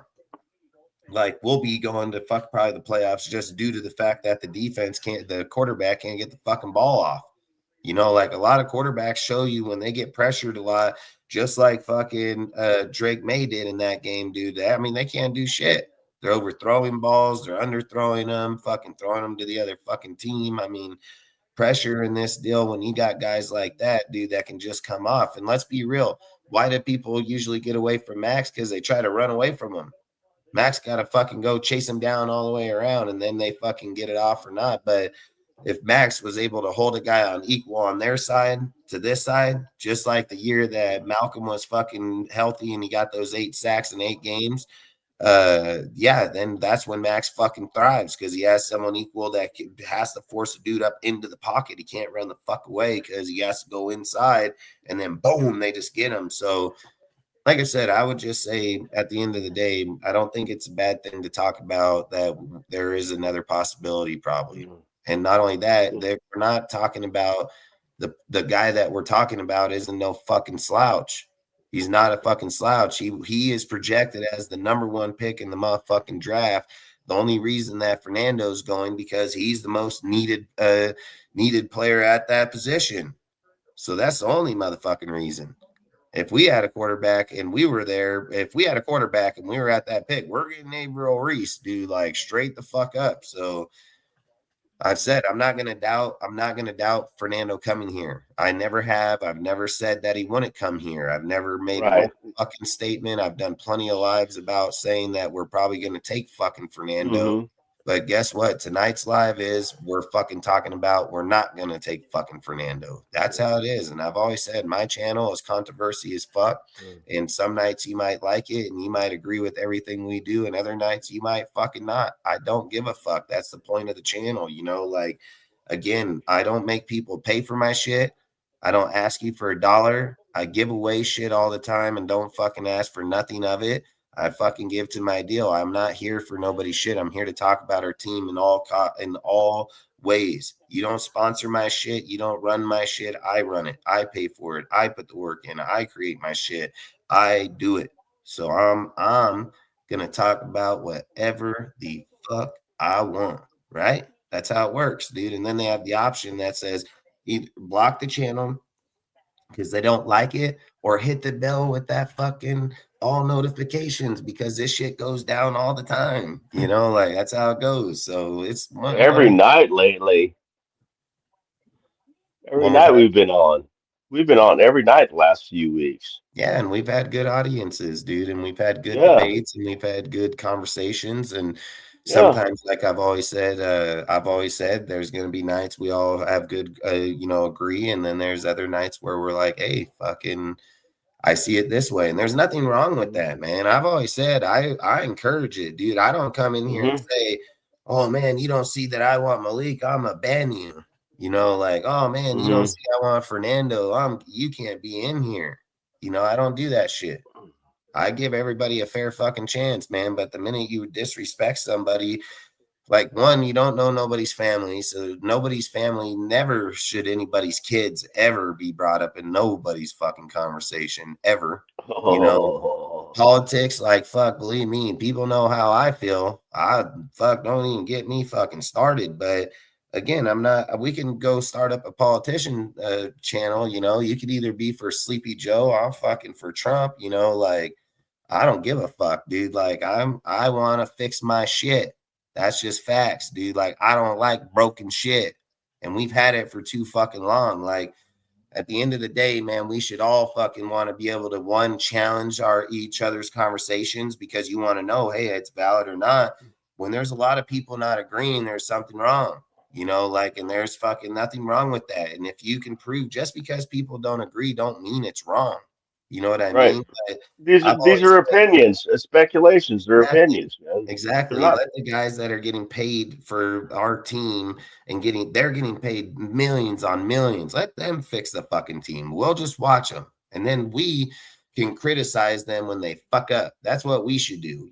Like, to sit and always be like, we're not the GMs. We can come up and we have shows. That's what our shows are about. Any guy that does content creator isn't always the guys that are like, yeah, I'm the smartest or I know it all. No, what happens is sometimes when you're in the off season and you're in certain points, you got to talk about GM moves and shit. Some people absolutely don't know. Some people have a better grasp on it. There's nothing wrong with that shit, man. Like, and I've always said, if we go into the draft so single-minded that we can walk out of this bitch with 4 firsts and 2 seconds or 3 firsts and 2 seconds, I mean, we would be absolutely stupid. Spytech has been the best drafting fucking dude since we have had anybody in my fucking time. In my time, I can't remember the last time that they have fucking 7 quality picks over here, dude, if they all pan out. And the only guy that really didn't pan out the way we wanted was fucking Thornton, but there's nothing saying he can't develop either.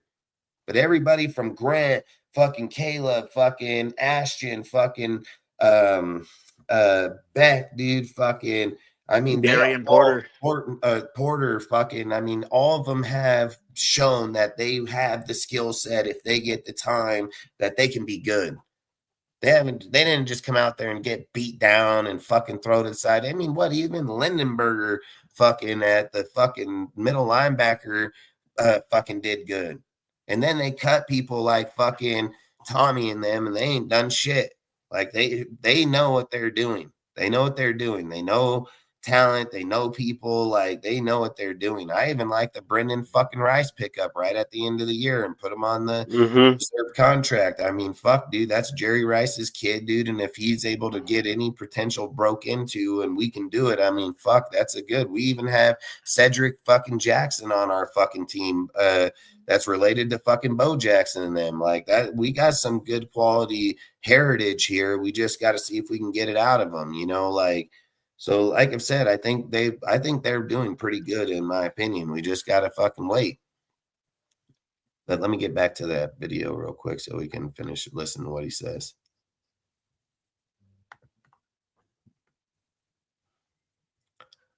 Yeah, what do you think, Adam? Honestly, trading down and getting multiple first round would benefit us a lot because, like, we can use that to build the defense and obviously some of the missing offensive pieces. Because who knows? Maybe we can wait till next year and just get a veteran quarterback this year. There's some good quarterbacks next draft. Yeah, way more than we got this year. Dude, you just heard that girl say a bunch of names, right? let's just take this scenario, okay? Let's say that they say, fuck it, we're gonna do this. Let's say they trade the Pitt. Their intention is to get a quarterback next year, right? But let's say they gotta sign somebody this year in the draft, and they gotta sign somebody in free agency. It's the only way you're gonna be able to get past it. You just sign somebody in the later round, get a Robert Sorensen, somebody. I don't care who it is, just somebody in the later round. That way you're putting them right there with Aiden. Aiden comes up. They don't want to pay him $10 million next year. They can move on to the next rookie guy that they picked up this year. So long story short, but let's say they go out. Let's say they get Derek. Let's say that, and let's not say Derek because Derek's 34. So I would like Derek, but let's just say that they say Malik Willis and Mac Jones. If they came out after they got one of them and they got a 12-win season, right? Let's say we fucking go to the AFC Championship game and we lose. Would you draft a quarterback the next year? Or would you roll with your quarterback that you just got there with this year? Would you go draft the quarterback? What I should ask is the quarterback that needed now? Yeah, I would say draft a quarterback definitely, but not necessarily in the first round, or not at least not necessarily giving up the butts. If we go to the championship game, I say, yeah, it's always a good idea to pick up another quarterback, That's in the later facts. rounds. But I would not like trade draft picks to move up to draft a quarterback. If we got to in 1 year, shit, why would we? I don't see the logic in that. Yeah, I would say Mac Jones is only 25 years old. He'll be Right. 26 years old. I mean, that guy got fucking 10 years on him easy. You know Hmm. what I mean? And if he takes you to a AFC championship, because I'm not going to say Super Bowl, because again, I think that's just crazy, but I want to make sure he gets into the playoffs. I would even say division game. I would still, I was going to say if he wins a couple playoff games, I'll yeah, that's what fucking be I'm happy, saying. man. Yeah, that's exactly what I'm saying.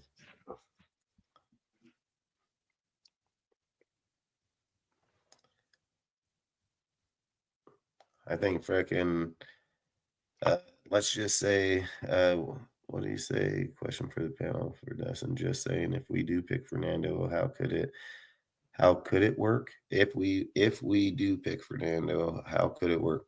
I mean, I'm not gonna sit and say that they can. I've said it. If I got Fernando, if I drafted Fernando, I'm building the offense all the fuck around him right away. I'm not going to the defense side of the ball.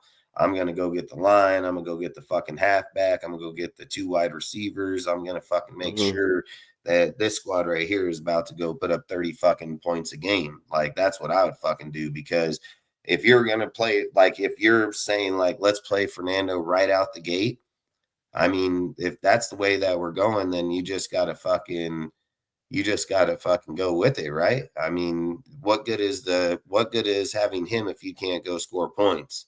So I don't, like I said, I'm not going to say it can't work. I would just say defensively, we're not going to be no better than when Derek Carr was there. He never had a problem scoring points. So all I'm saying is if we couldn't win playoff games then, we're not going to win playoff games now. And if we think the only reason Kubiak and them won the Super Bowl was because Kubiak just won it with the offense, that's not true. That defense was a big fucking reason why they won that Super Bowl and they got to the Super Bowl. So you can't just look past that. And I'm not going to discredit Sam Darnold. He had a great year. He played good football, but Hmm. I've said it. The thing that Kubiak has that I don't care who they sign over there as the OC, Kubiak can see when people are breaking down. He knows when somebody's starting to break down. He knows like when something's not going to start going right in the game, and he knows how to switch that shit in a whole different direction. Okay, let's take pressure off him. He's not getting the Hmm. ball to the people like he needs to. He's throwing a little behind, and then he's like, boom, let's give a handoff, and bam, there goes Walker for fucking 19. And then he comes back and he's like, all right, they're going to anticipate the throw here in this. And he's like, all right, you know what? Fucking boom, fucking let's go 20, like fucking he knows how to scheme players when his own players are breaking down. There ain't not a lot of players or coaches that could even do that to begin with. So I've said Clint's special, man. So if he builds the offense the way he needs to, I'm not gonna doubt him as a play caller. I won't. I think he's I think he's fucking good, but I would just say at the end of the day, I just don't. Clint can do that with anybody. He can probably do it with Aiden O'Connell. So I'm just saying, like, I don't think we should just get so overhyped on fucking Fernando, man. Like, I'm telling you, Avrell Reese will mean a lot more to our team than fucking Fernando, man. But and that's opinion, that's my opinion. That's opinion. And these nuts, yeah, we agree. Fernando Mendoza is going to be the top pick. We just don't know if it's going to be by the Raiders or not. And I appreciate everybody in the chat, man, and salute to everybody, and salute to that one love to hate, man. Salute to frickin' Unleash, D's nuts, fucking Blue Wild. I mean, salute to all you guys, man. Like, I really appreciate you guys talking in here. Appreciate you guys going back and forth, dude. Golfing. Appreciate you. Appreciate all you guys, just so you know. So we're gonna get back over to watch the video real quick, and then we can talk more about it. Dougie, salute to all you guys, man. Ozzy, salute to everybody.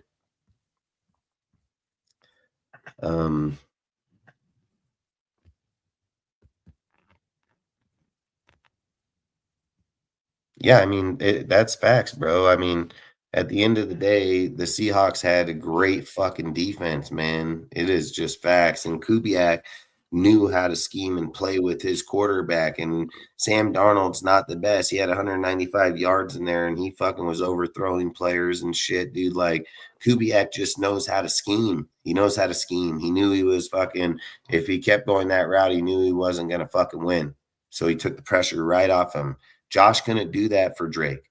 He couldn't do it for him at any given point in that game, and that's why they lost the game. So, and then they expected him to come out and just throw to try to go and win. And then what do you expect is going to happen when people know that they're going to be able to pick your ass off all day? Like, they can get to you all day. They know how to cover. And I've said it.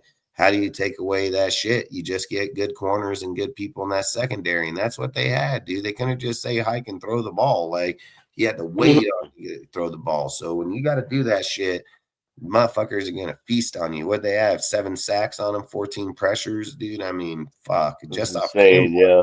But no, not off just Campbell, but I think that's what it was. But long story short, let's start this deal here.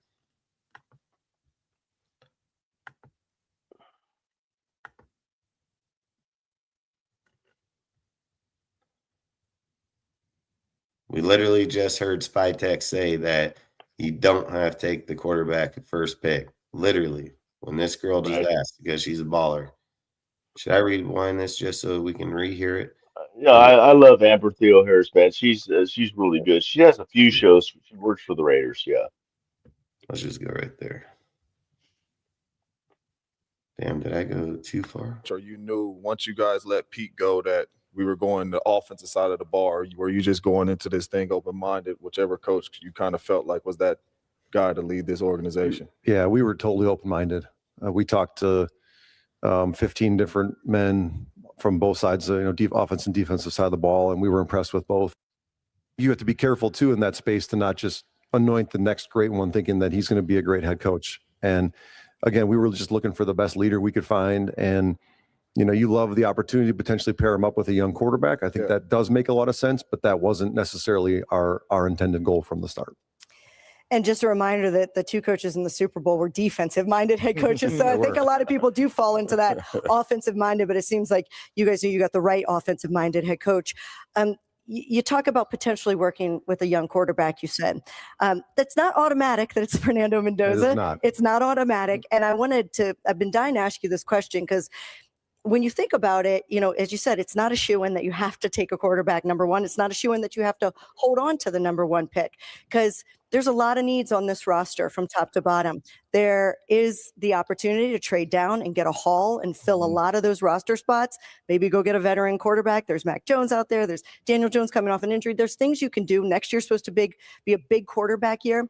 How much do you balance and work with Clint Kubiak with that philosophy? Because that's a tough choice to make as a GM. Yeah, he's going to be a great partner in it, and we're going to trust each other through it. And we're going to talk through all of it, and we're not gonna begin with the end in mind. We're gonna go through our entire process. This isn't like a collecting of talent job or field. It's build a great football team, and there's a lot of different ways to do it. You know, we saw Seattle just build a fantastic defense, but still sign a really good high-priced quarterback in free agency and make it work. There's a lot of different ways to do it, and so Clint and I are just going to sit together once he gets back from this parade tomorrow and devise our plan for the build the Raiders, and we'll go forward with that in mind. Defensively, what kind of style, what kind of person are you looking for to lead the defense next year? Well, he said it in there, you know, gritty, tough, physical, violent is a word we like to use. You know, we want our tape to speak, I think, for ourselves and kind of precede us. And more importantly, that's going to be the mentality of our organization. You know, this is the Raiders. You need to feel us. It needs to be different. We want you to wake up on Monday morning and be like, that sucked. You know, the best way to do it is defense. And, you know, I got a chance to be around some great quarterbacks in my time. Trash.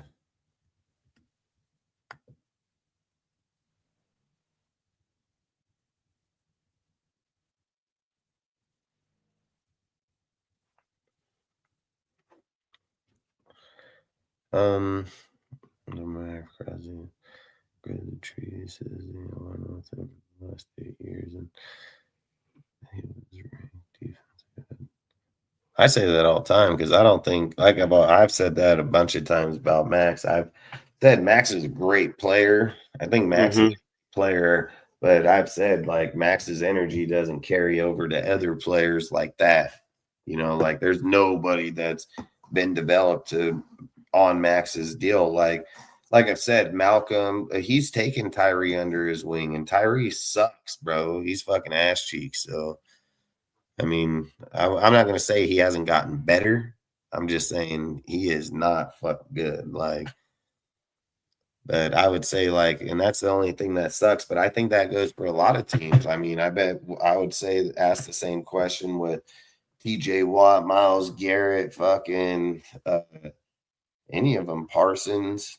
I mean, just because they're good in their position, I don't think it transitions to other people's. And I've said, like, you don't very well see anybody like with work ethics of Max and them that have multiple people on the team that do that either.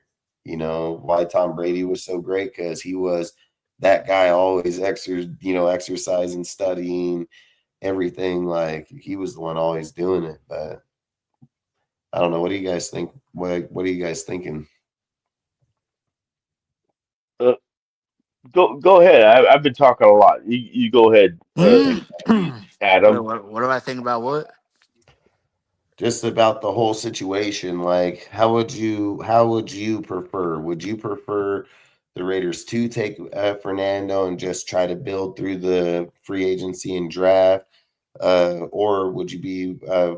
Or do you think that you'd be better trading? Like, which one do you prefer? Which one do you see working the most? If it were up to me, I would trade down. But I think whatever decision they make, Spytek's a smart mind, and it's facts. You know, like I think whatever decision they make, it's gonna go well. I think I have full confidence that Spytek will rebuild the team, however which way they want to go. Well, you know me, Dustin. I've been team trade back for before the season even ended. So before we even had the number one, we had the number one overall. That it became more team trade back because positions we need to fill. If there was a quarterback, just to get people pissed off at me, if there was a quarterback that I thought was worthy of a number one overall draft pick, I would definitely go with that. But I don't think there is this year, and sorry. But that's my opinion. It's only an opinion. But I'm team trade back. We got a lot of holes to fill.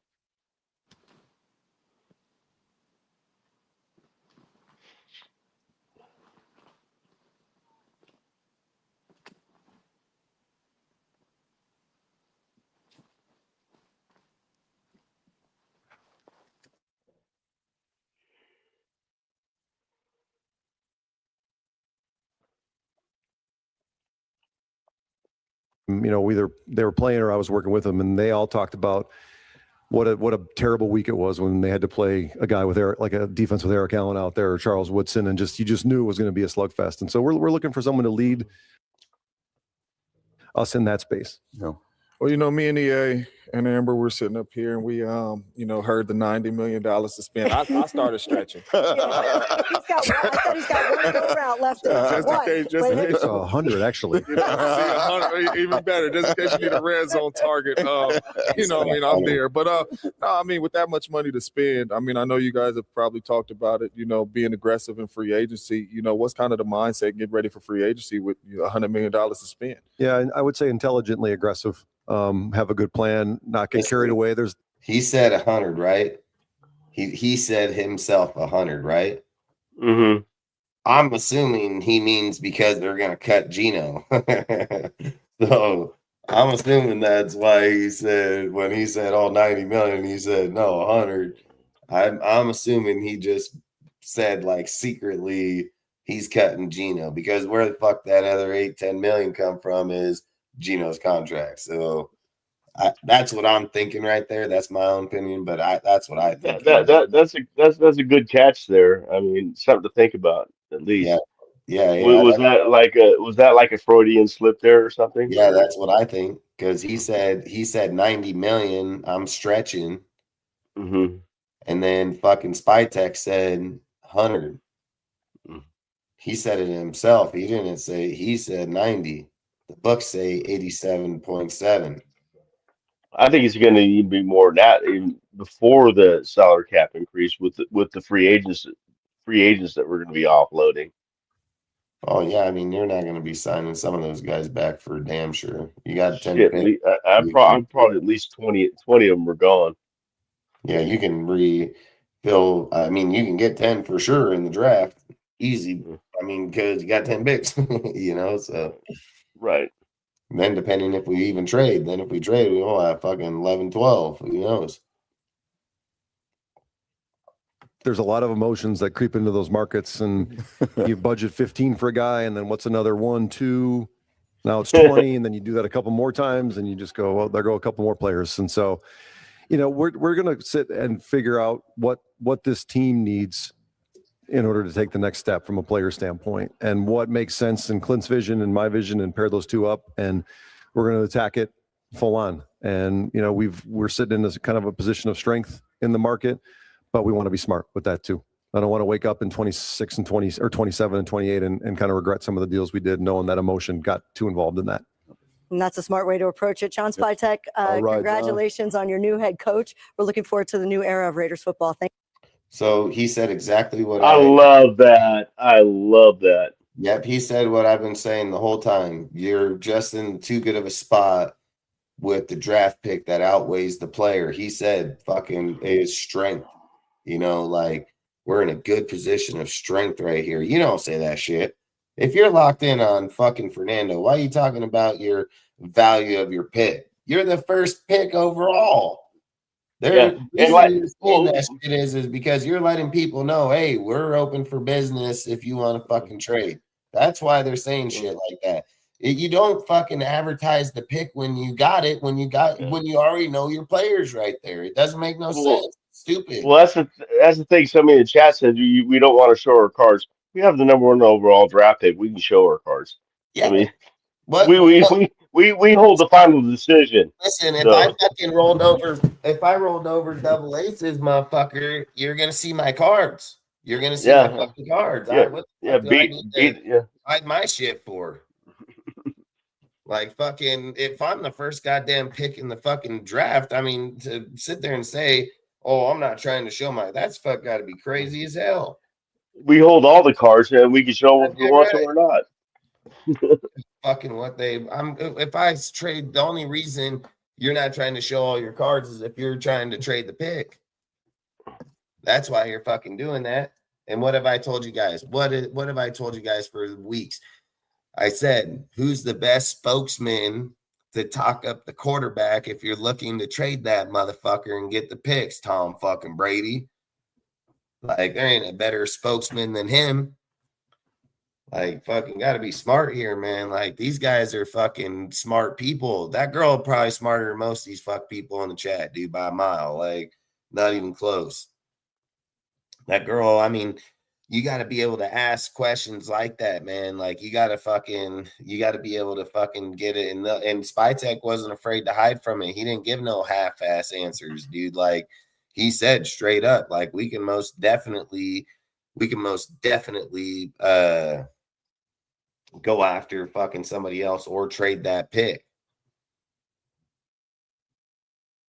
Said we passed on Brady for Carr.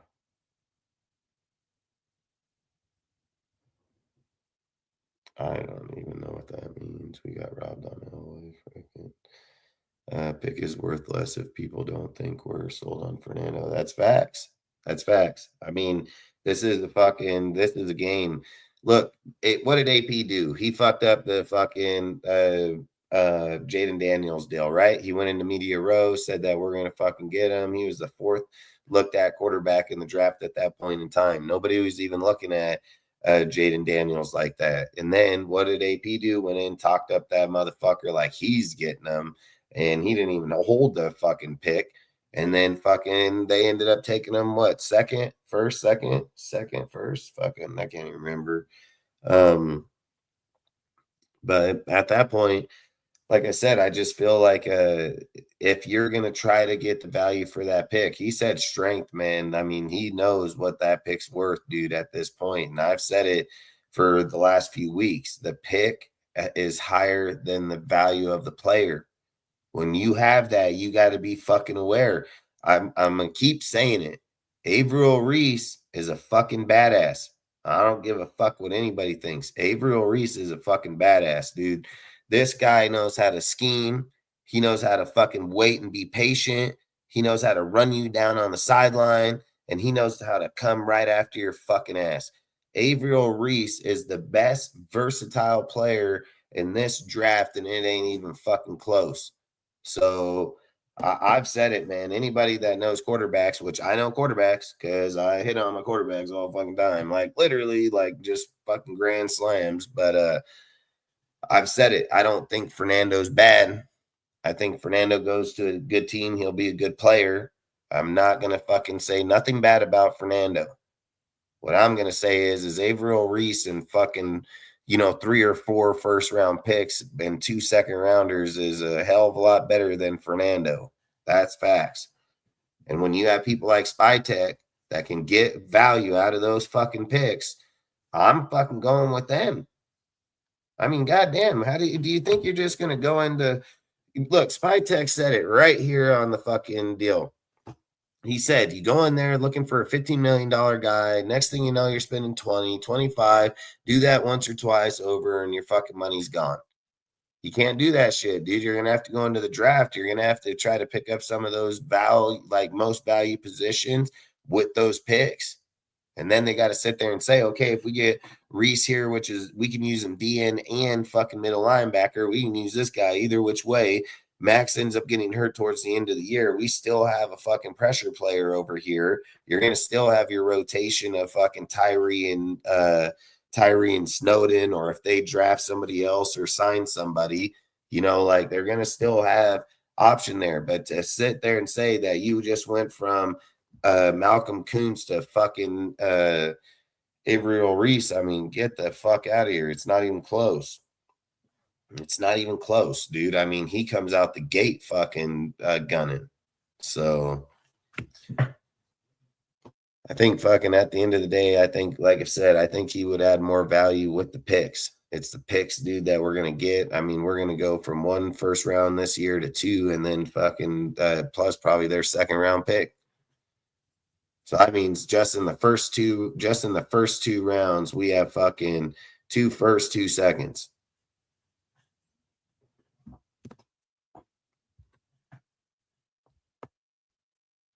Let's go over here. Let's watch some Reese real quick.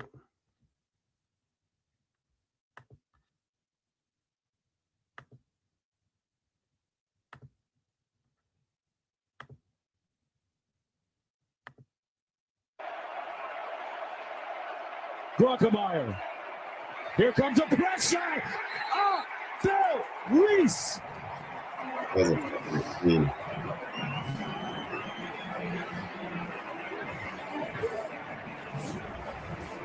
Tell you the explosiveness of Avrell Reese right here to get around the edge. And he just beats the tackle through Shelton, knocks his hands down, gets to the quarterback. Immediately, there is no chance for Buckemeyer right this there. guy just burns Doesn't that run dude. past him. He just tracks him down and brings him down. The same look pre-snap as post-snap, and that's hard on the quarterback. Kenyatta Jackson, one of the 4 new starters on that D-line, coming down that line to make that play. 2nd and long. Navarro in trouble. Can't escape. Back-to-back negative plays. That one lost 3. Avrell Reese from his linebacker spot came in. They're Guy incredible. plays all over the fucking We field, talked about man. their We rush play lane all over the integrity. field. But we need I know we from my need a guy days like working this in guy. New England or knowing Matty Patricia, I mean, they he are just knows how very to read conscious of motherfuckers. scrambling quarterbacks to the point of they're He's not going great to let at the guy reading, win the dude. game Like, he that is way. fucking They're going to great. have a plan. They don't rush upfield, and they do 3, they rolled out and beat USC. An emotional win. 1st and 10 at the 29. Altmaier gets out. Avrell Reese. Luke Altmaier sacked by number 8, Avrell Reese. Chargers timeout on the way. They're finding the game. 30 seconds in length. What a ball player, folks, you're looking at right now. You are looking at a star, a young man that has hit. Avrell Reese. See how fast he closed on Altmaier on that pressure? Matt Patricia dialing it up. So here's Avrell Reese, and he's going to be blitzing right here. Downs comes up the back. I'll tell you, that's a business decision from the back. Do you see the back? He was like, Ohio State still looking for their first sack of the game. Caden Curry had 3 by himself last week. Here he comes around the edge, and there goes the first sack. Avrell Reese cleans it up in the backfield. 4th and forever. One of the things that makes this defense so special this year is Caden Curry's one of those guys who can play a lot of spots. He's a defensive tackle, and he's going to get the initial pressure. Normally, he's a defensive end, but on 3rd and long, they move him inside. I think fucking Avrell Reese, man, he's fucking good. I mean, I think, like I say, if we go to a 4-3 or a 3-4 or a multi-D, I mean, he's going to be able to play in any one of them. He's going to be able to play in any one of them. So he's not going to be limited. He's not going to be limited in just one scheme or the other. And that's why I think it's what makes this guy so dangerous, man. It's not even funny. Well, right. He plays outside linebacker. He can play middle linebacker. He plays edge. I mean, you get a guy who can play 3 positions in one player. It's a no-brainer to me. At the end of the day, don't they say if you have a good elite defense, you don't need an elite offense, right? Isn't that what they say? Because you're able to hold teams more with the defense than you need to score high points in the offense. I think, man, if Kubiak's going to have success for long-term down the road, we are going to have the most money. Well, we'll have top 3 money over the next 2 years. So 2 more years after this year, we're going to be in the top 3 in cap space. If we play this right, man, we can build the defense right here, right now, get the corners, get the middle linebackers, get the fucking edge players. And we might not have to spend a lot of it just in free agency. We can use a lot of it in the draft. And then, like I've said, I think when you're going to building offensive lines, like in my personal opinion, and this is just my personal opinion, I think I would rather pay for the line, man. Like I would rather have veteran players than rookie players. Like you're just taking too big of a risk on too many veteran or too many rookie players to fill out. If you're just looking at one and he's like top 5 and you pick them there to play right tackle or guard, that's different. But if you're looking down the line, I mean, I would rather just go find the best free agent and just pay him. You know, like that's what I would do. But that's my opinion because I believe like the offensive line is one of the hardest deals, to come out and have success right away. So I would rather just go with the guy that's already got success. That's what I would do. But that's Don't think too logically now. Yeah, facts, huh? Oh, Twan's in the building. What's up, Twan? What's up, bro? Good rush also, and the transfer from North Carolina, Bo Atkinson, and then Avrell Reese there to finish it off. Simmons in the gun, back to throw. Pressure coming, down he goes. This knows how to read That's the one where you people, would really man. love him to just get rid of the ball. I just Give me knows how to second read down people. and 10. And that's the lack of I experience said you'll watch from it Hunter see where Simmons. He gets came back in here as in a right here, 3-year fucking on that quarterback, transfer right there. from Southern Illinois, but did not play a lot of games. Just knows how to read. And this Avrell time, Reese. this is a quarterback sack, if you ask Yeah. me, okay? 1st and 10 call. The coach trusts you with the football. If it's not there, give me 2nd and 10. Don't give me 2nd and 17. You know, that's all I Give me would say second is 17. I love that. That was a good little comment. Yeah, I would just say salute, Twan. Appreciate you, bro. I would just say, like, putting him here with us, man, I mean, he would give value with Max, dude. I mean, at the end of the day, do we want to see what Max is really about? Like, do we want to be fair, Max, 1 year, give him the fucking defense he needs? We can build the offense, man. They literally said, listen, Daniel Jones just went into the Colts, and there's nothing saying that they may fucking sign him back. I'm just saying, man, that he went out there and had a hell of a year with them until he got injured. Mac Jones showed you with the fucking Niners that he can fucking win with a competent fucking coach. And I've just said, like, you look at Clint with Mac Jones at 25 years old, he'll be 26 starting the year. They go out and win 8 fucking games. I think that's pretty good. I mean, fuck that. Rookie's not going to go do that. He might, I mean, depending on how you build the defense and shit, but I'm not going to say he won't, but I'm just going to say Mac can most definitely go do it. I'd most definitely probably just go that route to start. I mean, like I said, I think you get the quarterback next year in a better draft class. So, and it's just like that lady said, you know, when she asked the question, she said next year has a better draft class. You know, like she said it all to the T. She said it all to the T, you know, like of what we've been talking about for a while. She said it all to the T, straight up. Dude, she does several shows on the Raiders. I'm trying to look up what the name of the shows are. I'm having a hard time with it I for mean, that some girl reason. was on point. That's the same shit we've Oh, been dude, talking she's about. awesome, man. I mean, she said it to the T.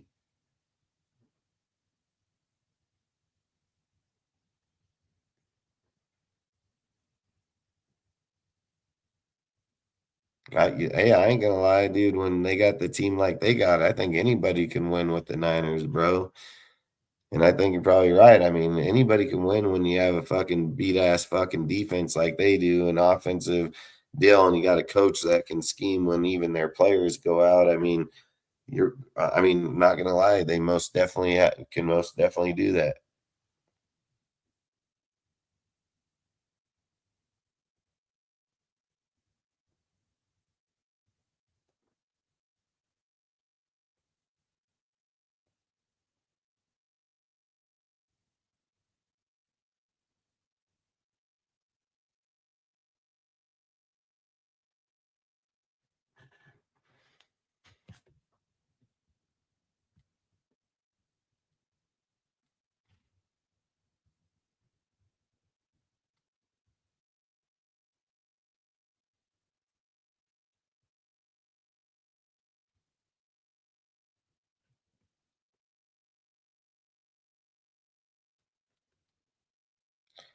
You know what I was thinking? Is it true that they said that they sold the Seahawks?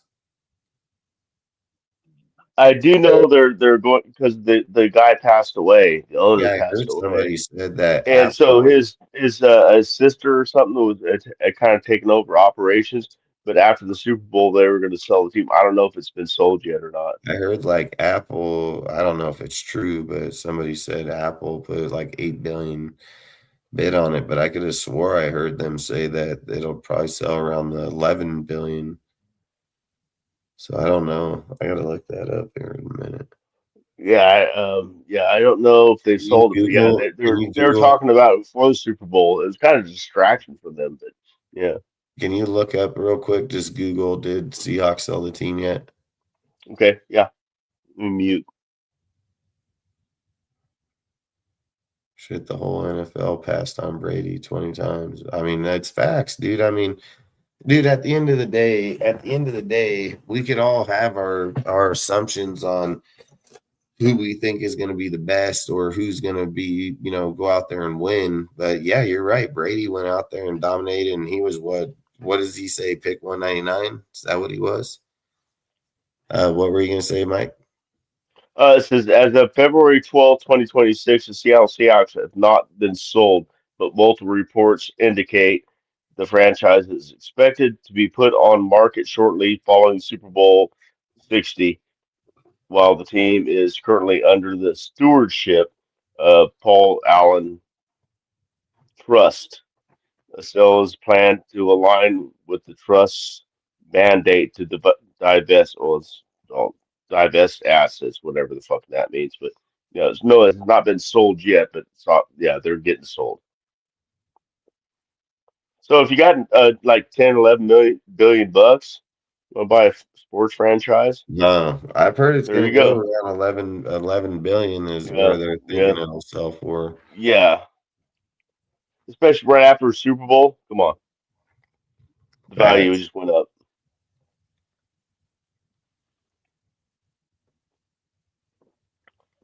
Yeah, I So don't have the a whole next year, all it's going to be is the Super Bowl, reigning Super Bowl champions. That's all they're going to say next year. Every time they talk about Seattle, the reigning Super Bowl champions. So that's advertisement. Hey, Kurt, I wouldn't care if Fernando goes over to the fucking Jets. And even if then, I mean, I've heard reports that there could be a Derek Carr, John Gruden reunion over there at the Jets too next year. So I've heard Oh, that. really? Yeah, I've heard that. So I heard that it wasn't Aaron Glenn that offered John Gruden the job over there for the OC. It was the owner. And people say that he turned down the job due to the fact that he still got the lawsuit going with the NFL. And then they were saying that there's talks that the Jets are going to look to try to go after Derek Carr, and take him over there. But Derek's got to, first off, want to even go over there, which I don't think he will. But second off, I've heard that John Gruden is like, if they fire Aaron Glenn, people are saying that they believe that John Gruden will be the next head coach of the Jets. So, and they say that's like one of the things they were like, you don't bring John Gruden in that building as the OC and say that you're not just going to he's not just going to take Aaron Glenn's job. He was like, damn well that's what's going to happen, and maybe Gruden didn't want to be in the building that way. Maybe he was like, if you're going to fire Glenn, I'll take the job. But if I got to come in there and do that, I'm not, so I don't know. But I think, like I've said, there could most definitely be a Derek Carr and John Gruden reunion over there.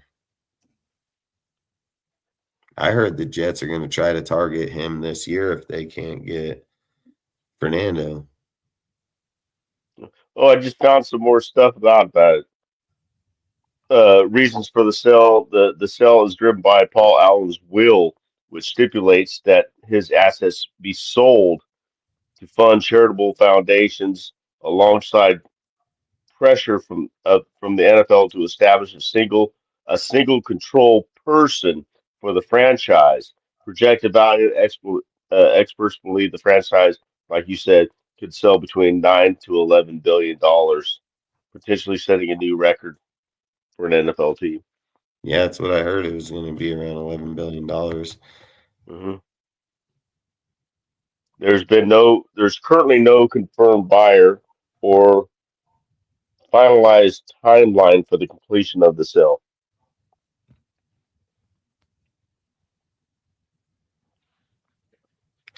So yeah, I don't think the $11 billion deals go over overnight.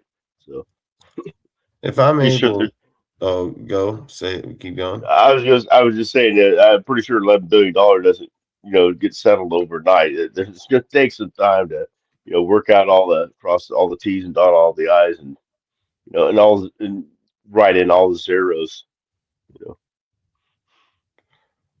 Dude, if I can get fucking Reese and Sonny, oh, I'd do that in a fucking heartbeat, dude. I'd do that in a heartbeat. I mean, shit. I don't know where Sonny's projected. I'd have to look him up, but I don't know if he's projected in the first round. But I'll tell you right now, if I took What's his Reese, full name? I'll tell you. I'll look it up. I think it's Sonny Styles or fucking. He plays for Ohio. Fucking. Okay, I'll look it up. I think that's his.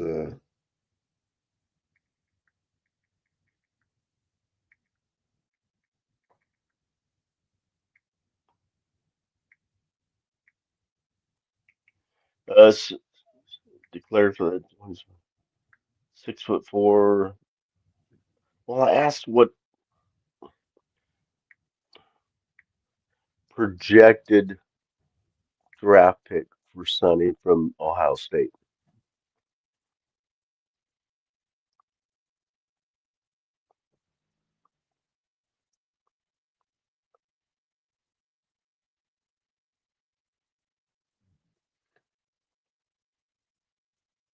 They're saying he's a first round top 15. Dude, if I got the Jets second and 15th or 16th pick, I'm gonna pick I'll take Reese and fucking Sonny in that first round. Not even fucking blinking an eye. Sonny's badass, bro. Sonny's a little What is badass. it? He was like 6'4", 250 or something like that. Dude, he's a badass. That guy is a fucking straight badass. He can play linebacker really good. He gets after it. Dude, that would allow even fucking Reese to play even more free. Like, I think that'd be fucking great little ad right there. Well, I kind of like that Martinez too, the linebacker. We can get him later. Maybe we can pick up a cornerback with the number 16 pick. What do you think? Say that one more time. What was it? Because if we do trade with the Jets, we're getting their 16 pick. What do you Yeah. about? I like Martinez, the linebacker, as well.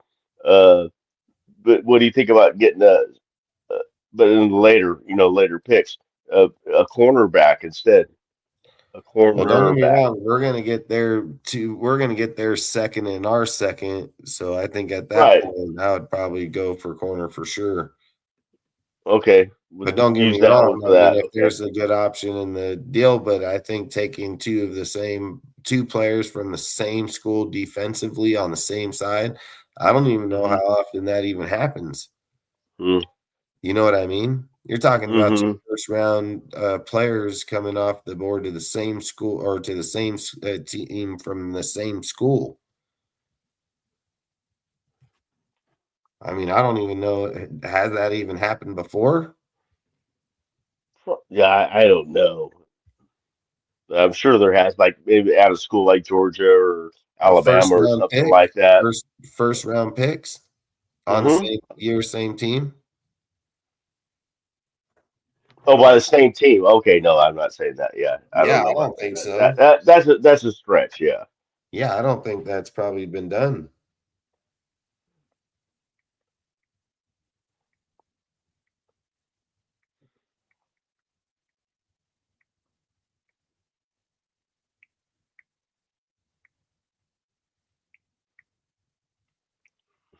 I'm fucking look it up.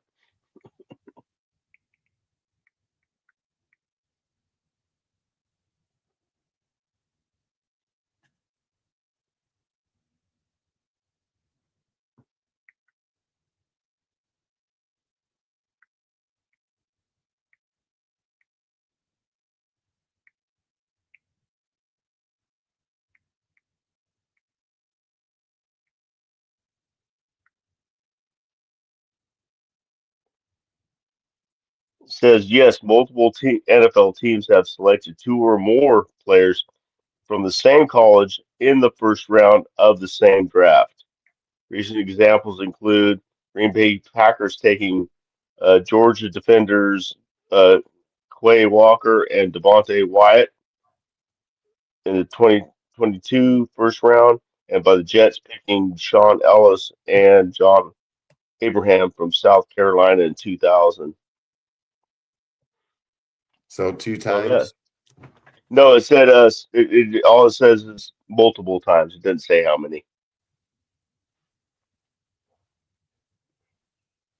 I mean, uh, yeah, it doesn't go down far enough to tell me. So that was 2 times. Other instances, while many teams draft teammates from the same school, doing so with multiple players, specifically within the first round of the same year, is Travis a Etienne, rare occurrence.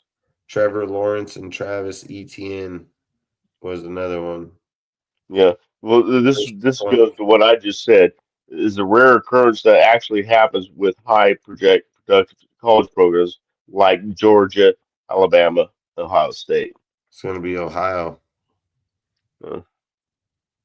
That's what I'm saying, man. And all those guys have had good success. Mm-hmm. You know what I mean? That's why I'm saying if you're going to go over there and get fucking Reese and Sonny, I mean, goddamn. I would do Especially with a guy like a linebacker and defensive lineman, they kind of know what each other's doing. They know their tendencies. That's a jump start. Yeah, and what's the odds that Sonny's ranked in the 15th and the Jets have the 16th fucking pick? Kind of seems to align, doesn't it? Yeah, I mean, Reese is the second. We trade with the Jets, we get the second. Right. And then it just so happens that Sonny fell into the 15th spot. That'd be something, man. I think if we did that, I think we should concentrate on fucking offense after that, man. Or maybe get a cornerback too. But yeah, I'd like to after those two. I'd like to go after an offensive lineman or something. Depends on what we do in the free agency, though. So I would also like to get a receiver and offensive lineman. I'm sorry. I understand your theory of one massive defense. I think those two dudes with Max could make a formidable front seven. However they run 3-4-4-3. I hope 4-3. That's what I like. I like 4-3 or even 4-2-5. But yeah, that's solidifying 2 levels of our defense.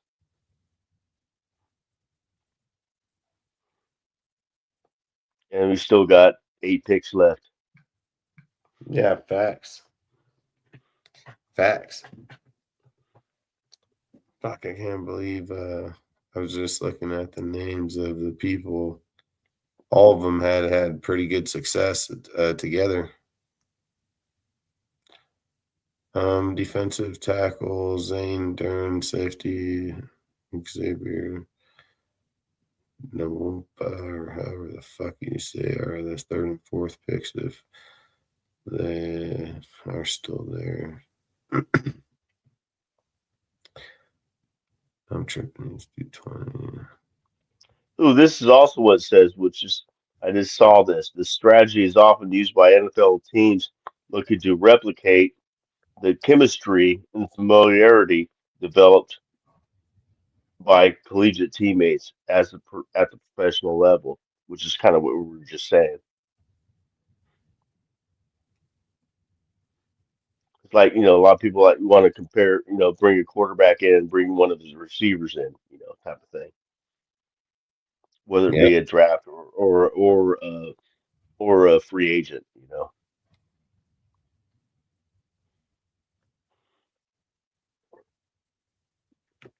A lot of people are like Because wanting wasn't Mendoza, Chase and then they want Surratt, for example.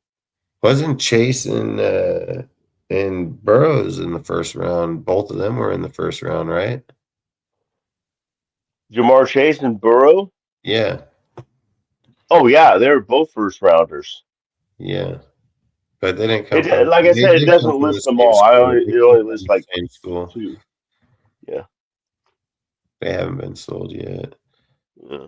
Aiden wearing 12 like the Brady. It's like LaBradford Smith wearing 23. He ain't Jordan.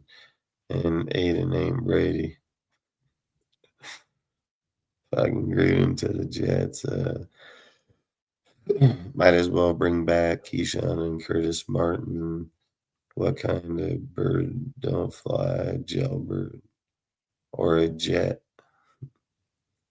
Styles is fast too. He runs a 4.4. I'm telling you, Styles, dude. I'm telling you, dude. The more I think about it, I'm like, fuck you. You put fucking Styles at the linebacker, Reese at the fucking linebacker / DN, and I'm telling you what, we're gonna get fucking way better just between Max, fucking Styles, and Reese.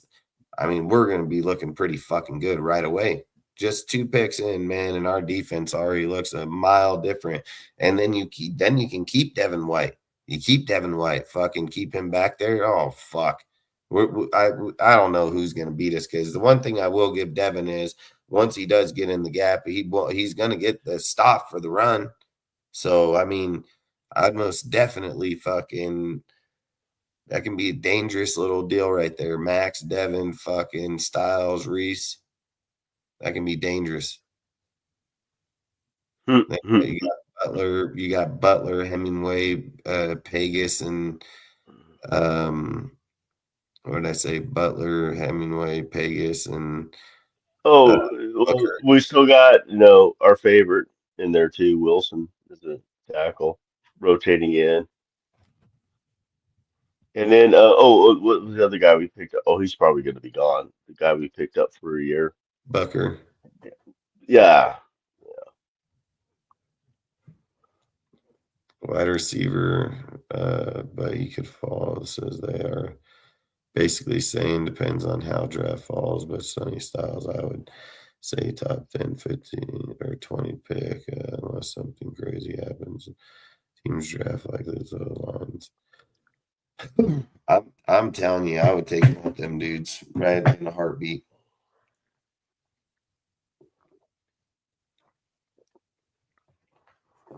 Look, I would hope to take them, and if somebody takes them, and then I draft a corner or somebody else. I mean, right? The draft works. We know plans are going to change, man. You can't have a plan and that's it. You better have up through F, G, or H, or I. You can't have any surprises, man. Don't let anything just surprise you. Figure out all angles, what could happen best you can, and then pick from there. Because the draft is a shitstorm, man. You just never know what's going to. And then you throw in the bad teams, the bad drafting teams. That screws everything up every year. That always screws shit up. That's facts. Or people getting high on, a certain position, so they just draft that. That's how we got Brock Bowers, because everybody was taking quarterbacks. That's why we got Brock Bowers. There's no way he should have been in their 13th overall pick. Facts. That's their fuck up. Yep. It's bad drafting, man. And half those guys sucked ass. He's been dealing with his own injuries on the second half of the season. The Ravens. Willis will throw on first down and loft one towards the sideline. It is caught. Romeo Dobbs got a step on Wiggins and brought it home. You see him in the Texans or the Titans game. He threw it on the opposite side just like this and threw a back fade to him. Nice ass ball. Then he comes over here against the Ravens fucking defense and drops his bitch in on here. Extra offensive lineman in on first down. Really a strong indication it was going to be a run play. They threw the football deep. And a great start for the Packers. That was sweet. And now back-to-back penalties makes it first down and 20 from the 39. Willis, another dart, another catch. It's Watson for the touchdown. He kind of slows down, and Willis throws it right past his ear. Already 6 different receivers for Malik Willis, who's 8 for 8 for 133 yards and a touchdown. And he'll keep it here, running himself with space to move. Touchdown! Here comes the rush. Willis out of the pocket. Fires on the run. Open. Caught. Jaden Reed. This time he gets outside. It's not a disciplined rush by the Ravens, and he's able to extend the play and find Reed open for the first down. Third down and long. That's You all. don't expect to give that up if you're the Ravens and Zach Orr, but they lost contain on the pass rush and allowed. The rookie Matthew Golden, the motion man. It's a play action pass on first down. Willis stayed in there initially. Oh, now he's going to look to dude, escape. I mean, come on. Delivers another open man. It's Watson in stride. I mean, that play was Yeah, just I mean, it's not like he's running all over the place. He's just moving slightly to get in the position to throw the ball. Willis steps up. Willis gets in front of the line of scrimmage. Stays on his feet. Wow, but the area was vacated by Roquan Smith And we don't want Malik this guy, Willis, right? We don't want who this has guy. done a We lot don't on this want drive. to take him, right? Keeps this offense on the field. I mean, Fake it to who would want Brooks. this guy? Willis back to the air. Lofts it. Yeah, I mean, after all, Green Bay can't You've got to develop a respect the quarterback. speed You know that. of Watson. Wiggins is probably the fastest guy on the. Only 26 sacks coming into the game. They won't bring many here. Loft it. Open with a step. It's Melton. He vacuums it in for a big gain. But he still has his wide receiver background and sets him up first down and 10 from the 11. Willis pulls. Willis runs. Willis scores. Touchdown, Green Bay. We don't have nobody who can play like that. We don't have nobody at all. I mean, I would take him in a fucking heartbeat. I mean, I'd would say too, he ain't like he was when he was in Liberty. He's good. And don't get me wrong, I think he went 12-1 at Liberty, but I still just didn't like him.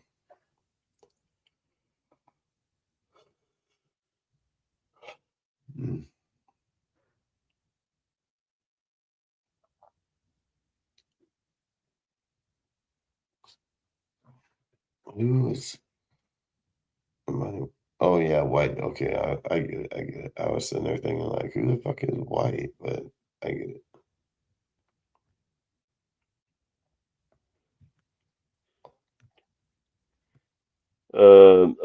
Here we go. I don't know if you already know this, but Malik Willis' projected value for next contract in 2026 is rapidly rising, with estimates ranging from a 2-year $40 million deal, which is $20 million. That's not bad at all, to as high as $71 million for 2 years, which is what, like $35.5 million, Who is it? which is less than we played Geno Smith. Who is the player? Malik Willis. Yeah. What are they So saying? his numbers aren't that fucking high, in other words. Somewhere around 25 to 30 million. Mm-hmm. Where is it at? It said between 20 and 35.5. Yeah, I've heard about 25 to 30. I think that's where they'll be able to get him. They just say, but yeah, it's still, it says 2 years, $40 million deal is reasonable, which is exactly what we, something what we need. If we want to extend it for another year, like say we pick up a quarterback next year, give him, a couple, a year on the bench while he's still running the team, and he can learn from him. It's a great idea, man. Yeah, it's facts. He's got touch, and one thing I noticed, especially with those clips, is the way he moves in the pocket. He's not making drastic moves. He's just like, it's almost like that turtle crossing the road or whatever it is, that video game. He's like, it just moves just enough to not get hit by something and throws the ball, Or it was a frog. I guess it was a frog that was going across the road. Frogger. Mm-hmm. Frickin' the thing that like you see with Willis right there. Oh, he turned into dude, fucking turned off a dude, and then fucking 36. I mean, he is good. He is good. I mean, you seen how when he was in that pocket, he fucking burned on that one dude, cut back, and then seen other dude and just fucking right back off of him instantly and burns him. Yeah, it's superior pocket confidence, man, or pocket awareness, I should say.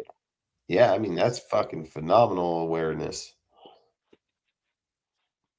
Yeah, for a guy that hadn't got a shitload of playing time. That's facts. Well, shit. Do you have anything else that you want to talk about or what? No, I'm pretty much good. All right. Well, fuck it. We can hop off. We'll fucking be back on here tomorrow. What's tomorrow? Saturday? Friday. Well, technically it's Saturdays tomorrow, but yeah, we started the show on Thursday, so Yeah, I'm good on the live tomorrow. Saturday I can't because that's fucking Valentine's Day. So oh yeah, no, I'm not doing no show on Valentine's Day. hell no, unless you want to get your own casket instead of flowers. Yeah. So fucking I'm good on that. But outside of that, man, I really do appreciate you showing up like always. Appreciate everybody in the chat, everybody always chatting, dude. Really do appreciate it. Love the debates, love the talk, keeping it cool. I mean, earlier got a little out, but you guys all got back in and had good talk. So appreciate it, man. So I've always said, he said I'm always around. Hop on, Twan. You can hop on anytime, bro.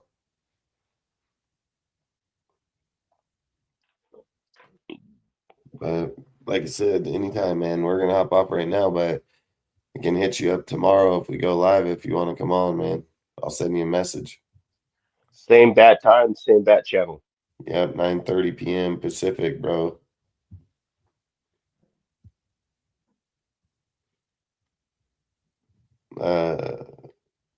Would you rather have Reese or Fernando? If I'm being honest with you, bro, I would rather take Reese, if I'm just being honest. I think putting Reese with Max would finally help take care of a problem we've had for years. I think they can build the offense no problem through free agency. I don't think that's the issue. Getting a guy like Reese, man, you're not going to get another guy like him in free agency. So, and if you do, you're paying him fucking $30 million. So, fuck that.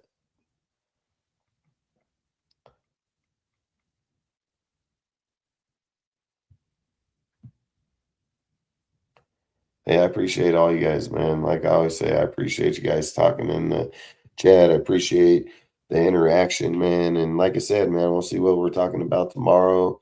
Might not be controversial. It might just be about Clint, maybe the hires. Don't forget that Clint already hired Mike McCoy. He was the Tennessee Titans intern for when they fired Callahan. He took over. He's a really good quarterback coach, everything. I mean, he was with Gary Kubiak, I think, through 13 to 16 when they won the Super Bowl. I mean, it was a really good hire for Clint because he can see over Clint for being a first-time head coach, not knowing what to do. And dude can help him, guide him through that stuff. So I think that was a really good hire to start out. But long story short, man, really do appreciate you guys. Really do appreciate all the support. If you want to give a shout out, Mike, before we bounce, feel free, man. No, I want to give a shout out to the chat as usual. Dustin, first of all, foremost, thank you for letting me on your show again. And but the chat, man, you guys rock, man. Thank you guys for helping keep the show going. So we're up really late every night because you guys keep saying cool shit. So we stay on. Salute to y'all. Hell yeah, man. I agree. Fucking 100%. Appreciate all you guys. Hope you guys have a great night. Like I always say, don't drink and drive. Stay safe. Raider Nation for life, baby. Peace out. Night, everybody.